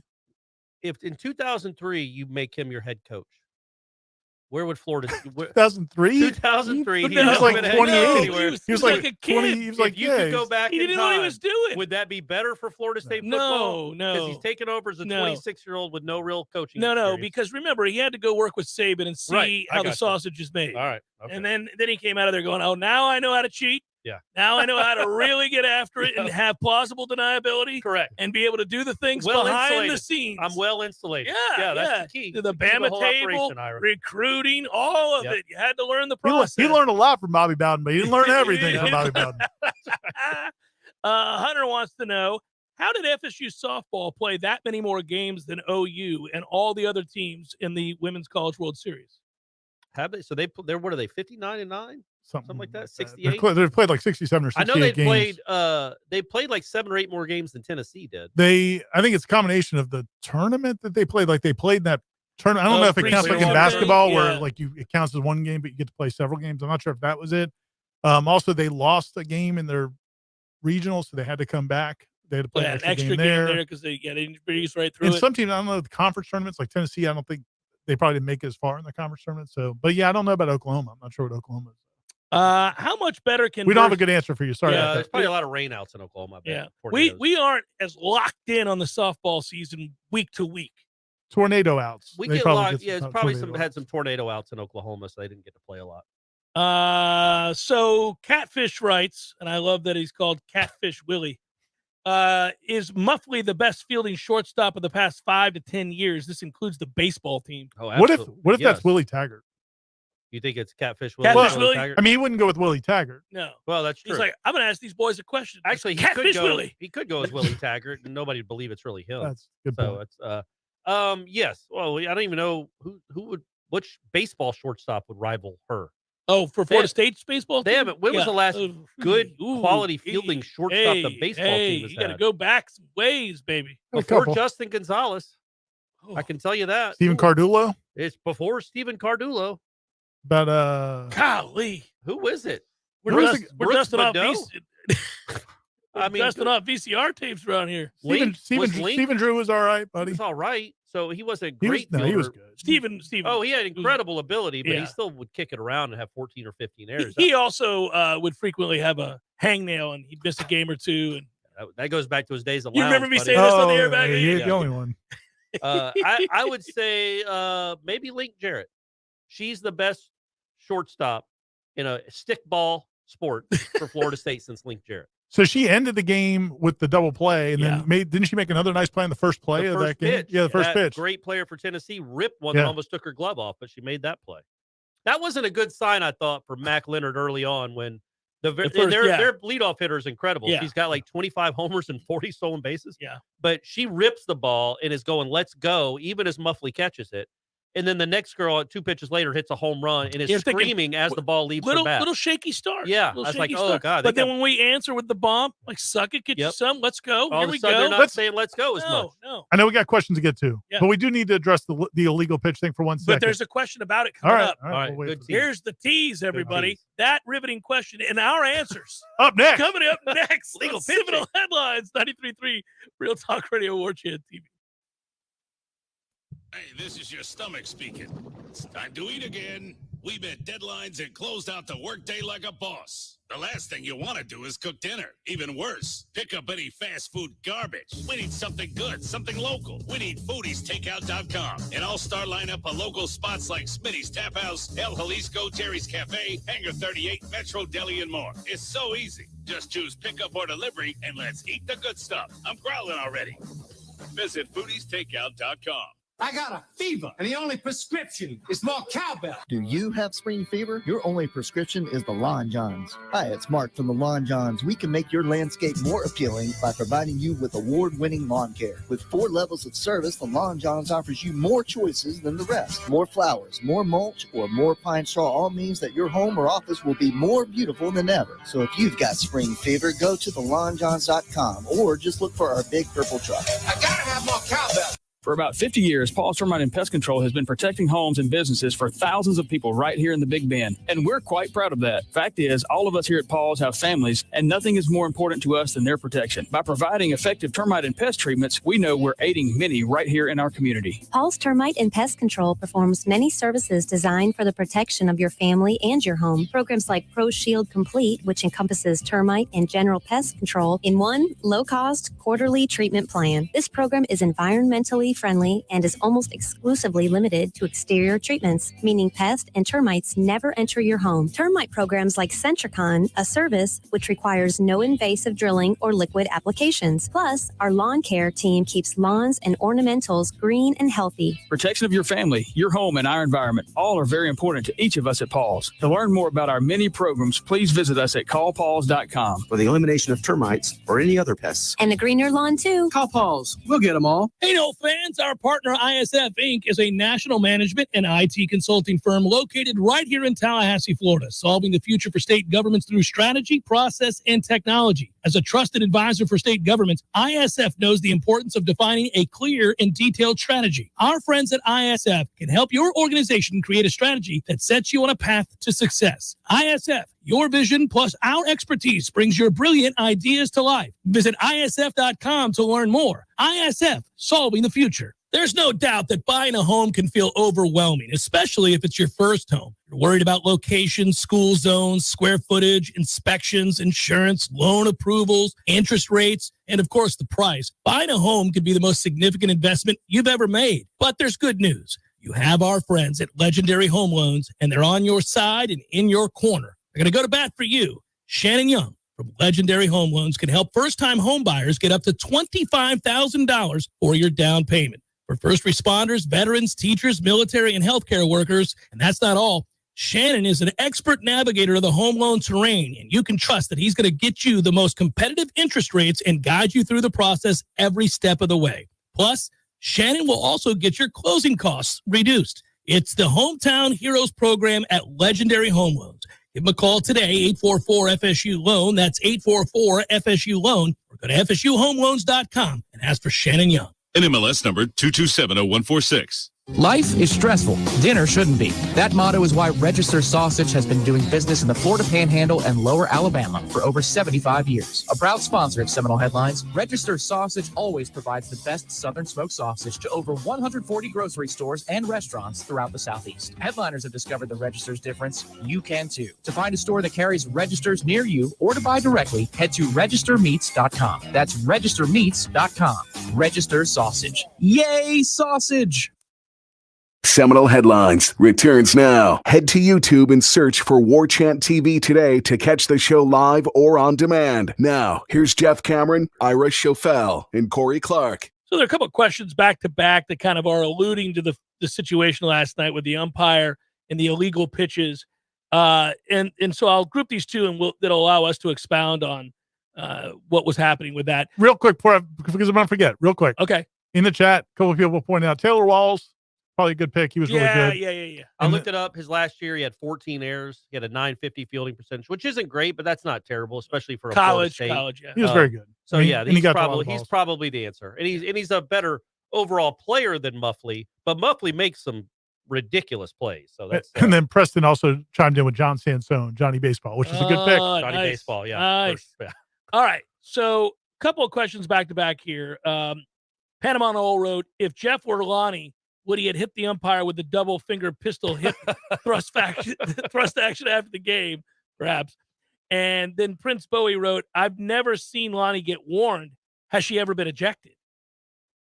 I don't know if she's that. been I ejected. can't or imagine not. she's ever been ejected. I can't imagine. I don't know. Maybe. I mean, there's a lot of egregious calls. I mean, they've in won softball. so many games, and I mean, I just don't Yeah. think she's had a lot of opportunities. So I don't know the Can't first imagine thing. I'm going to let you guys do this. Because I do. Okay, good. Yeah, I don't know clearly. the first thing about The illegal pitches. I saw the replays and I get the foot action and all that.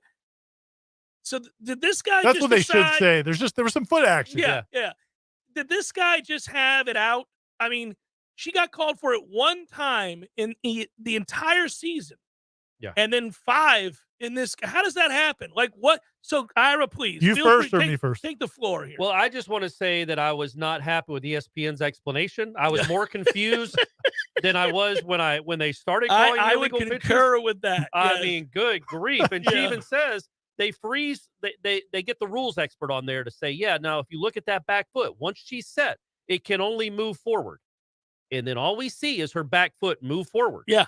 And she goes, see, right there, it's obvious. And I'm like, what are you Well, talking it's about? not I do obvious. think I understand it. So it's just it can't move and then start going home. Like you have to just go home. You can't. She's like taking like a little a Okay, stutter but she step. said it can't move forward. She She's- should have just said it couldn't move at all. Because Well- her back foot moved forward, but I think it she moved meant towards you the plate. can only go towards the plate. You can't take the little jab step and then do it. So anyway, and then I Is guess this, the other. is this the equivalent of a balk? Very similar to that. Yeah, and what yeah, I was saying, this is my only contention, and I liked the fact that the announcers were critical of it, was Yeah. the fact that it would be like if they never called a balk all season, And then now we're just gonna call now 5. in the semifinals, and now we're going to start calling balk. Or like if we don't call 3 seconds the whole season, and then all of a sudden, like the other coach says, "Hey, Shaq is camping out in the lane," and now we're just going to call 3 seconds every time down the court. That's the frustrating part. Or I mean, I think, better officiating might be to even go over to her when the first time it's called, to go over to her and explain what it is. But they're just calling it, and she didn't even know what she was doing wrong. Yeah, it's weird. I don't know what the protocol is for that. I think all the best officials in any sport that I've ever either played in or witnessed live or whatever will always address it with the player the first time. Communicate it. They Yeah. will usually communicate it. Listen, if you're down on the field, you guys have been down on the field, so you know this. And it could even be in a pro game, by the way, where they wouldn't even have to do it because you're pros. If let's say I'm an official and 64, 67 is holding, or he's outside I'll warn him the first time. Hey, 6'4" the next time, that's on you. I'm calling it. Hand can't be outside. Hand can't be outside. You might even tell the coach. I'll You tell might him that even- as we're yeah. jogging down the field after the play. I'm letting him know, like, hey, man, that ain't going on out here today. I'm letting you know my standard. So then the next time I see it, you're not in shock. I've thrown the flag, and I can tell you, I just told you we're not doing that today. Most of the time, that is how officials deal with it. Same in basketball. Stop hand checking. Next time you Right. do that, I'm calling that. You can't do it. I don't know. That was McKenna, so. That's my don't biggest. Don't get airborne. Don't Right. move your back foot. Don't go. Get a little towards home. squirrely. Yeah. Come on now. But beyond all Make that, contact with your front foot. I mean, I still don't know. But beyond all that, I guess the thing I wanted to say though is I just want to give McKenna Reed a huge shout out, because think of the routines that those pitchers do. Like they work on the routine. Oh my God, it's impossible to think about changing that. Right? Yes. Could you imagine on that stage as a freshman to like, because With it on the line and it's falling to pieces? Because Lonnie's like, hey, if you just do this, I think we'll be okay. So you got to figure out changing anything at that point. I'll be honest, and she Ira, did. I don't know that she did. I couldn't tell a difference. I couldn't tell a Well, single. that's my other complaint is it doesn't get called. Like what she did, it happens all the time, and they never call it. And it's just, I'm sure the Tennessee coach brought it up because I'm sure the Tennessee coach was like, hey, we need some advantage that's why in this Lonnie game. was so upset. Yeah, because she knew it was coming from the Tennessee Right. dugout, and it was the umpire closest to the Tennessee dugout that was calling. Couple things here. Jeffrey writes, can anyone confirm it was actually an ACC football ref crew tonight for the softball game? Sherlock writes, if we take out the evil empire that is the machine of Oklahoma softball, is Lonnie now in the discussion on being the Mount Rushmore of FSU sports figures, or at least coaches? And who'd be the coaches on that list? Bobby's a lock, but who's left? 11, Krikorian, Brayman, Graf. Yeah, we did this. We do this every week. It's. I mean, Krikorian's won 3, so he's on there. Krikorian's on there. I maintain that Mickey Andrews would be on. But if we're only doing head coaches, okay. Well, then- in that case, then it's- Mudra. the no doubters are Bowden, Martin, and Krikorian. Yeah, and then I think Lonnie Lonnie might be already there. be on that list. I mean, I know Brayman's won 3. Yeah. And I love Bob Brayman, but, it did coincide with Walter Dix being here. And Walter Dix was you got to have good players. Yeah, you do. Got to get them. Yeah, you don't take that away from them. You got to go get them. For real. And I just think now softball is so much bigger than track, college track, I'm saying. So, I think Lonnie's might already be. Working her way there. I'm giving her a championship for this one. Well, I don't care what happens. A second national title over this particular behemoth. Gosh. Yeah, she's definitely start on the there work now. Right, It's like the engraving process begins right there. Yeah. I'll tell you who's not on there. The swimming and diving coaches. Let's get it together at the pool, guys. He's got a vendetta. I'm just saying. Walter writes, have you noticed all the media notifications coming out from the ACC congratulating the FSU softball team for defeating the SEC champions and making it to the finals? Oh, sorry, forgot. This isn't lacrosse. Well done. I did not notice. So I guess they didn't. I'm sure they did. I don't think they did. Come on. They had to have. I mean, they're not that petty. Jet writes, did you ever hear Bobby say a cuss word? I'm pretty sure Lonnie had 1 or 2 last night for the refs. I never personally did, but I know of several stories in which it occurred. There are stories that, in the locker room, F-bomb in a a couple coach's times in the meeting, locker there's been a room. couple times that, Coach. In that book, But St. Bobby and the Barbarians, he does it at halftime of the Tulane game. That is correct. He Eric says Llewellyn they're was running in the it locker room. straight up our A word. And then the guy that's writing it, I'm terrible with names right now. He says the players start smirking and laughing, even though their head coach is all fired up because he's mad. But I will say this, but what he didn't like was gratuitous. Yes. Like when Rick Trickett and Jimbo showed up and they were doing it with every other word. Yeah. He was like, that's not what we're doing. It is kind of crazy though that Mickey was his coach for. I was going to say, he heard Mickey say some crazy things. Unbelievable. But, I mean, way more offensive than saying a curse word. I don't know that he heard all Maybe that. he didn't know Mickey was talking like that. Could be deniability there. Yeah. Do you feel this year's Oklahoma softball team matches last year's Tennessee baseball team? If you know, you know. That team was not super likable. No, but there's no way they're as unlikable. No, they're not that unlikable. Most unlikable baseball team that has ever been. Yeah. I mean, it was unreal, that Tennessee baseball team. And you know what's going to be? And there was a team with Jeter and A-Rod on it. And the Tennessee team was much more unlikable than that one. What's going to arrive? I'll be curious to see if people, during the NCAA tournament, people got excited about women's basketball, and there's a lot of interest in it, and a lot of people watching it for the first time. That LSU team is going to be something to watch because they got the girl from Louisville. Yes. Who Irie doesn't like. We know why. Because she's white. White girl. But they're going to be the whites is notorious. That LSU team, and with her as the coach, Mulkey as the coach. That's the most unlikable. That is the much more. Almost. That's going to be and they're going to be unbelievable. Yeah, they're going to win every game by 30 points, and that is not going to be a feel-good story. Watching them. Chris writes, "I'm submitting for Register Sausage slogan contest. Our meat can't be beat. Please advise." Do they have a slogan contest going on? I don't know about pass it by. Right, well, maybe he just made that up and I got it past me. He did. You got to pass me. Our meat can't be beat's a good slogan. Yeah. Next question from Jack Mehoff. Is it time to consider? I mean, good. I mean, he just. Shane writes. I mean, that was so crass and aggressive. Bill McGroin's a better. Bill McGroin's a better name than that. This is 2. He's got 2 strikes. He's out of control. There may be a suspension forthcoming here with Dan a third. Cilio. Yeah, we got Dan Cilio over here. We got a half hour left. We got to take a break. 25 minutes left. This is nuts. I'll read these questions in a moment. I'm going to Oklahoma tonight, yeah, guys. Apparently. Get ready. Started boozing at the bar before he came in. Yeah, it's a flight. Got to loosen up the nerves. Seminole Headlines, 93.3 Real Talk Radio. Warchant TV continues in a moment. Your local news now. An altercation took place early Sunday morning, leaving one woman with a gunshot wound to her leg. The incident took place around 5 a.m. Sunday in the area of South Adams Street and Fannie Way. An argument had taken place between several people. A woman who was involved in the argument was shot in the leg after a male began shooting into an occupied car. The woman was transported to a local hospital by others who were also on scene during the altercation. No arrests have been made. This is an ongoing investigation. Monday was the first day of Leon County Schools pop-up preschool. Children ages 3 to 6 and their parents are welcome to attend the free preschool. Students will learn motor skills, hand-eye coordination, and literacy components through fun, hands-on activities. Parents are welcome to pre-register or just show up with their children anytime between 9 a.m. and noon. The free pop-up preschool is at the Joe Louis Community Center until Thursday, and June 12th through the 15th, they will be at Pinewood Place Apartments. This is Rachel Anay with Real Talk 93.3 Local News Update, brought to you by Macklemore Systems, Tallahassee's go-to Mac store. Check them out online at MacklemoreSystems.com. This is meteorologist Paul Trombley with your Real Talk 93.3 weather update.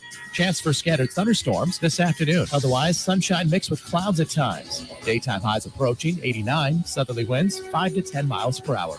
Lows dip down to about 68 tonight. Chance for scattered thunderstorms. Chance for scattered thunderstorms tomorrow. Highs around 89, sunshine mixed with clouds at times. This report is brought to you by the Lawn Johns. For all your landscaping and lawn care needs, visit thelawnjohns.com. Right now, 88.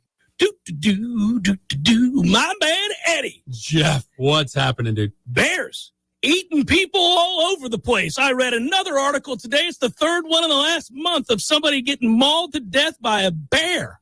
Man, bears have their own space. You got to let them have that. You do. You got to stay clear of bears, is what you're saying? Yes. I got a question for you. Here you go. If you had to be mauled to death, eaten alive by any animal in the world, which would you choose to eat you alive? Ooh, I think maybe I'd want, longevity time, a mouse.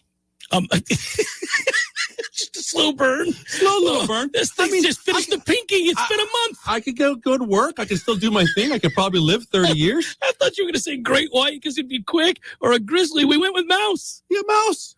Okay. Mouse it is. Gordo's, bringing the flavor and flair of Cuban food to Tallahassee since 1996. Life is stressful. Dinner shouldn't be. That motto is why Register Sausage has been doing business in the Florida Panhandle and Lower Alabama for over 75 years. A proud sponsor of Seminole Headlines, Register Sausage always provides the best Southern smoked sausage to over 140 grocery stores and restaurants throughout the Southeast. Headliners have discovered the Register's difference. You can too. To find a store that carries Registers near you or to buy directly, head to registermeats.com. That's registermeats.com. Register Sausage. Yay, sausage!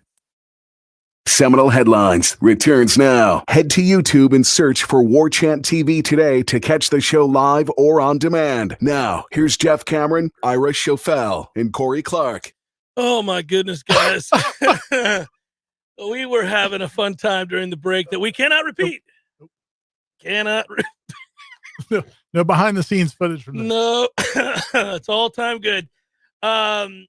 Please give us your favorite Tim Pickett stories. Man, Wichita State. That's a good one. That's the best one ever. I mean, that shot is as improbable. It's an NIT game winner, and I still think it's one of the greatest shots I've ever seen. Tim Pickett's like a basketball equivalent of like a one-night stand or a fling. Because like that, he was so much fun to watch, and like it was so cool to like be a part of it. But it was empty. It was well, and then he didn't want a long-term relationship. But then when he's gone, like you never like he's not even part of the like. I haven't seen Tim Pickett in 20 years. Come back. I'm thinking he probably has. I don't know. I don't remember. I've never met him. I've never seen him in a game. Tim was one of my favorite Florida State basketball players in the history of the program. But he was here for a minute. He was ridiculous. And then he's just gone. Also, he had handles. He did everything. Competed his butt off. Yeah. He had to score like 40 a game for us to have a chance to be close. Yeah. He was ridiculous. I was playing darts at the at the bar. I can't remember where I was. I was playing darts when he hit that shot, and we're watching it on the early version of like the cell phones. What are you watching on like a Nokia? Like you're playing your snake game, and then you put on a somebody pulled up like, look at this shot he hit. It's either him He's falling out of bounds. It's either him on phones back then. It's either him shooting, falling like into the bleachers, or passing it to like Mike Matthews or Adam Walskowski. Well, oh my God, I would say though, my God, the two shots that Cleveland hit to win games were they're awesome. Unlikely and weird and crazy as the Pickett one. The Virginia one is incredible. But he's a turncoat, so we don't talk about him. Yeah, we don't talk about him. Brian writes, Register Sausage is really good. Ampling never seems to get the love I believe he deserves. He is my favorite all-time Nole. The T-shirt will forever be my favorite Nole gear. Wish I still had it. Who's your favorite Nole that isn't always talked about?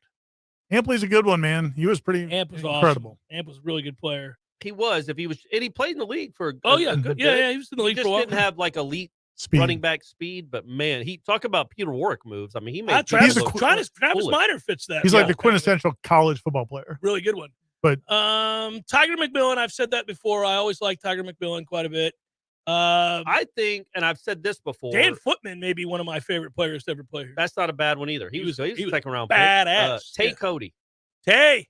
He is never brought up in the great corners In in Florida elite State college history, corner. but in that 2000 season, that might have been the Unbelievable. best season a corner's ever had. At Yeah, Florida But if we, State. Tay was but, good. but if we were doing Seminole Headlines when he was a freshman, thinking he might be getting ripped a little bit. Well, probably. Well, we can go back and listen to Jeff's old show.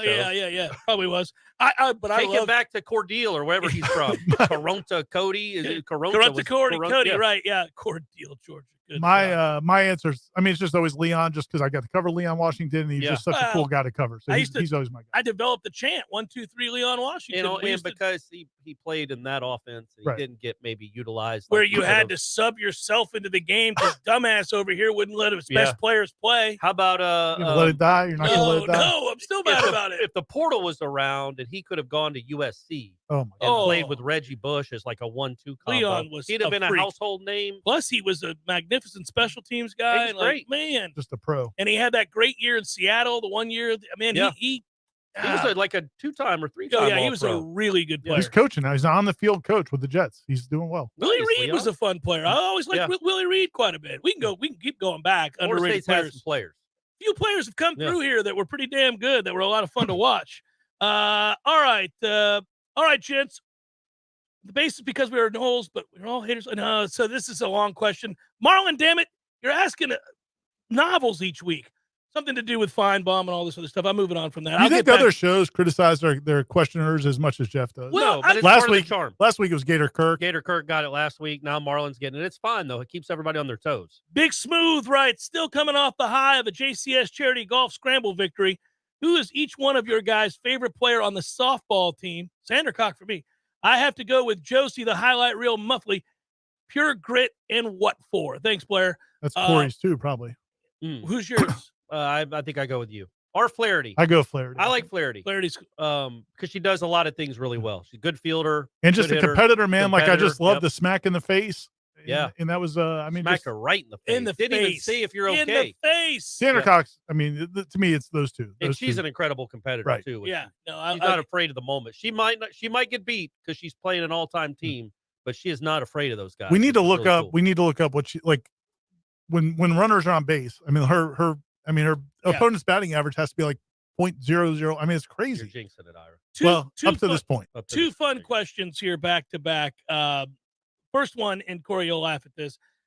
Judson writes for Jeff. This is completely off topic, but I was learning about Barry. So he's young. I was learning about Barry Bonds last night, and he seemed miserable to root for. When Yeah. he was with the Pirates, how did you as a fan feel about him? Well, it was before the steroid era. When Yeah, he he was with wasn't. the Pirates. He wasn't miserable to root for. Well, though. he was still a Oh, huge jerk. Oh, of course, but yeah. He wasn't. But he was wasn't not an as huge. inflated jerk, yeah. And he was a 36-30 guy who had been an MVP. And I liked him because he was part of a team that was winning back-to-back years, only to lose. NLCS twice to the Braves, Corey's Braves, once to the Reds. You might have cursed his name a couple times in the postseason. Couple times, although he did have a couple big home runs when we had to have him when we were down in that series against the Braves that got us back into it. But the 91 and 92, he was a no-show. He was a no-show, and I remember being very angry about that. Yeah, no, I didn't hate him until much later, and then it had a lot more to do with the incessant lying and all the other stuff. And then the next question is funny, and Mario, tip of the cap to you before I even read it. So an outside-the-box question, given the lack of safety depth, would the staff consider transitioning a wide receiver to safety? So that's the first part of his question. Okay. Anybody on that? Yay, nay? I think more likely a corner. Okay. Then also to Corey and Ira. Jeff recently experienced a nagging knee issue, yet another disablement occurred to the cascade of physical maladies befitting his advancing years. My question is this: have either or both of you suffered an injury, as Jeff has repeatedly over the past decade, but had you reflecting on your eventual, hopefully not too soon, physical decline? So he's making fun of the fact that it's my birthday coming up and I've hurt myself a lot in the last few years. Have you guys suffered through any sort of these injuries? Well, you had an Corey's got an Achilles Achilles going I got on. a tendonitis. I Yeah. finally got it diagnosed from TOC. It's tendonitis.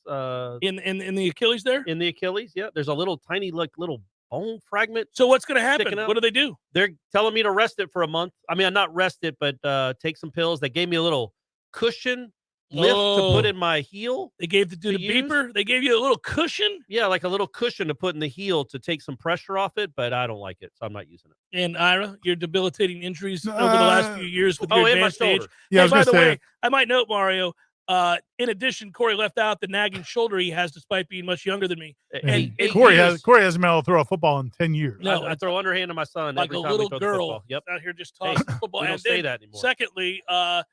Secondly, Ira is older than me, Mario, so I'm sure he's had a cascade of injuries. By mere months. No, you know, I did have a shoulder playing racquetball a few years ago, but it was actually running into somebody else. Oh, nice. It Taking was him out. Like yeah, an it was office bad. linebacker. That hurt for a while, but no, nothing too bad.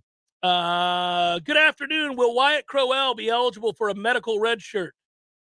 I don't think that's his plan. I think his plan is to go in the draft and. But he paid. would be He would be. probably eligible. He only played in like 6 games. Yeah, out he of would 50. be He'd eligible. I do not think that will. Yeah, They're not laughing at you for the question. They're just Your answer was yeah. kind of we don't expect Wyatt Crowell to continue his college education. Nathaniel writes, so how many illegal pitches would it have taken Tennessee to beat FSU? Are we going with 20, 25? That was absurd. So a friend of mine brought up a good point that I think even going back to last year, an illegal pitch counted as a base runner. You got to advance a base with an illegal pitch. So if that had happened, they'd add a lead on those illegal pitches. This year they changed it to it just counts as a ball. Good. Thankfully. Mark writes, and we love Mark. Thanks yet Thank you, again, Mark. Thank you, If they had scored a run on that, Lonnie would have pulled out that paddle that she just just in the locker room. Yeah. Not asking for a spoiler, but who's the player who didn't make your top 40 who you think will make the most impact in 2023? Well, for Jeff, it's kicker. No, I guess kicker did make your He made top his top 40. 40. He's number 40. A kicker. You know, one that didn't make mine that I got one for you that I know what you're going to say. No, you probably don't. Yeah, I do. You're going to say Omar Grant. No, I'm not going to say You that. wanted to. When I just said it, you thought Omar he's Grant right. is on mine. Yeah, he's on mine too. He might be on mine too, but Corey and I were talking earlier because we were talking about Kyle Morlock, and he's not on mine. What the hell? It's our third tight end, man. are Like, we how many tight ends doing? are you going to put in our top Oh, 40? buddy, come on. So Kyle Morlock didn't make mine, but he'll probably have some nice plays. No offense, Kyle. We love you, except the white part. Right. You've always had a problem with And the truth comes out. Yeah. The other two tight ends made the list. Just saying. Maybe like, I don't know, Dennis Briggs. Yeah, he made my list. Maybe him. He's a big part of the rotation. Yeah, he's going to be. I don't think he's going to be a big part. Yeah, I mean, he's going right to be a now, big I think part. he's your 5th defensive tackle, maybe. No. So There's going to be a lively debate. He's wrong about this. During one of the breaks, but- we compared some notes. There's going to be some lively debates as we discuss the Well, defensive that's line the way, position. That's the way it's supposed to be, right? Well, that's I mean, what I'm saying. I yeah. think he could work, but right now it's Fisk, Jackson, Lovett, and Farmer. Fisk hasn't played it down It's for gonna be Florida Fisk. State. Fisk is here. Fisk didn't even practice. He's got Fisk over Fabian Lovett. Hey man, we're not here to give away What secrets. kind of are you? Did you watch? We're Do not you know giving these players? away You know who secrets. they are. I You do. know where they played, if they've Y'all, played. y'all are making fun of me right now. Y'all are making fun of me right now. Come back to me Okay. after I Okay. say hour number 2 in the ACC after Okay. the ACC championship. I Fisk can't has wait. 3 sacks. Fisk has 3 sacks. He's thrown Cole Klubnik into the bench, Cade. into Dabo. That's all I'm saying. He takes Abo's ACL out by throwing his quarterback Listen, into him. Fisk made my list, but my God, sir, what are you doing? Just saying. Just saying. We'll see. We'll see. I Okay, think well, he's important. Stop looking at the list. You're going to formulate your arguments. I don't want you to do that. I want you. We'll ask No, I was looking up Cade Klubnik because he called him Cole, and that's what I was It is pretty Cade. sure I was Cade. Yeah, Yeah, you had it right. I called him Colin. Cole. Oh, I should have called him We should call him Colin. Colin. So Matt writes, fellas, I think my favorite part of the softball tournament so far, sorry, Josie, was the rules analyst coming on to fumble around about what constitutes an illegal pitch. What's awesome about that is what else does she I do love the that's fact that they have a rules. 360 Yeah, they days? had a rules Yeah. analyst. Yeah. But like that was her time to shine. There's millions of people watching. And then Explain something pivotal to this game. Now I'm going to make it worse. he goes on to say, only to finish with, but really, it's how they're all pitching anyway. Yeah, exactly. But you know, But what are we what are even doing we here? gonna do? Yeah. I mean, I guess it's better than, well, this is a nonsense rule that umps can miraculously point to when the SEC team is about to be eliminated. Yeah. Yep.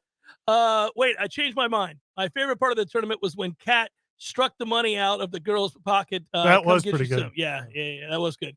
Anyway, this team's a treat. I really hope they can find a way to. So they do their money celebration in the locker room, which is bizarre. I did not know that until yesterday. Until last night. But the one girl had the money in her pocket. And so then when she struck out, like money fell out of her pocket. Yeah. Oh, really? Yeah. Oh, that's awesome. That should be a meme. Keep up the good work. Eat more sausage. Fix those jacked up teeth. Bet on my bookie. Get Warchant.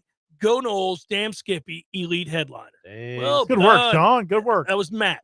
Oh my gosh. I assumed that was Sean because the elite headliner tag. Good work, Matt. Yep. That's an elite headliner. Get yourself a shirt. Get yourself an elite headliner shirt. Adam writes, yes, Jeff, Ira, Corey, I found myself at a sports memorabilia store this weekend that was stacked with everything SEC and just a few Clemson and FSU things. It's not the first time that I've seen this happen. When we join the SEC, will these stores respect our brand a little bit more? I mean, I feel like it's where you are in the country, right? Yeah, I would say this. The fact that Florida State has gear, so does Clemson, in SEC stores or mostly SEC stores kind of shows you that they're thought of as on par with the other madness, which is the fervent fandom of SEC, universities, programs. Yeah, I wonder, and it's hard to get those numbers. I wonder, does UF, because it's an older school and it's got more alumni, does it have, does their merchandise do better? Does Florida State's merchandise do better? Because Florida State's been better in the last, 20, 30 Florida years. State's looks cooler. And looks cooler, better colors. Yeah. I don't know. I feel like Florida State's always one of the top sellers in merchandise, especially when they're good. Yeah, I think we've seen those numbers, have we not? I think those numbers. Yeah, I'm just saying, I don't know head to head in the state of Florida. I don't know. Yeah, I don't know. All right. Traditional wrote my petty self after every Tennessee pitch. Illegal pitch, and it's the DiCaprio coming off the couch. Oh, yeah. Pointing at the TV. Man, they all look the same. Yeah, they do all look the same. And then a lot of these are just mainly folks celebrating, rightfully so, Florida State's softball dominance and in the hopes that they win a national championship. Very likable team to cheer for. I know Sandercock maybe isn't liked by other opponents because the way she kind of points at you after she strikes out, but I think it comes from a good place. It was cool to hear Lonnie Alameda talk about that last night after the game. She talked about Sandercock and how she's evolved as a person. And how, when she first got there, she was the kind of kid that would just sit in her room and read a book for 3 days. Just was not all that social. Now she's the kind of point at your sorry ass as you take it back to the dugout. That's right. She even said, she's now she's got that. You just see the swagger she's got about her. That's cool. We call that a little what for around these parts. Yeah, but she didn't come in with that. She didn't arrive at Florida State with that. She developed it. But yeah, so they got all they got to do is beat a team that's only lost once. Here, guys, you get to listen to me say goodbye to everybody while I do the My Bookie read that I almost forgot. What so good time? work But out you of didn't both forget. of you guys. I didn't forget. I'm here. You guys say goodbye to everybody. Don't tune out yet. That's all of you watching. That's it. That's all. MLB is finally back in full swing, and My Bookie is going to be your one-stop shop for all your betting needs with a wide range of betting options, including money lines, run lines, totals, and futures. My Bookie gives you plenty of ways to bet on your favorite teams and players. You can also take advantage of the brand new My Bookie Money Bag, which gives you the chance to secure a big bet on your favorite team or player at insanely boosted odds. Sign up today at My Bookie. Use promo code WARCHANT to secure a first deposit bonus of up to $1,000. It's simple. Deposit $200, play with $300 instantly. Just use promo code WARCHANT to claim your bonus. So if you're a baseball fan looking to add even more excitement to the new season, look no further than My Bookie. Sign up now and get ready to experience the thrill of baseball betting like never before. Bet anything, anytime, anywhere with My Bookie. And oh, by the way, the Pirates have won 6 straight. There you go, everybody. Director Matthew, good job. Boys, love you. Peace.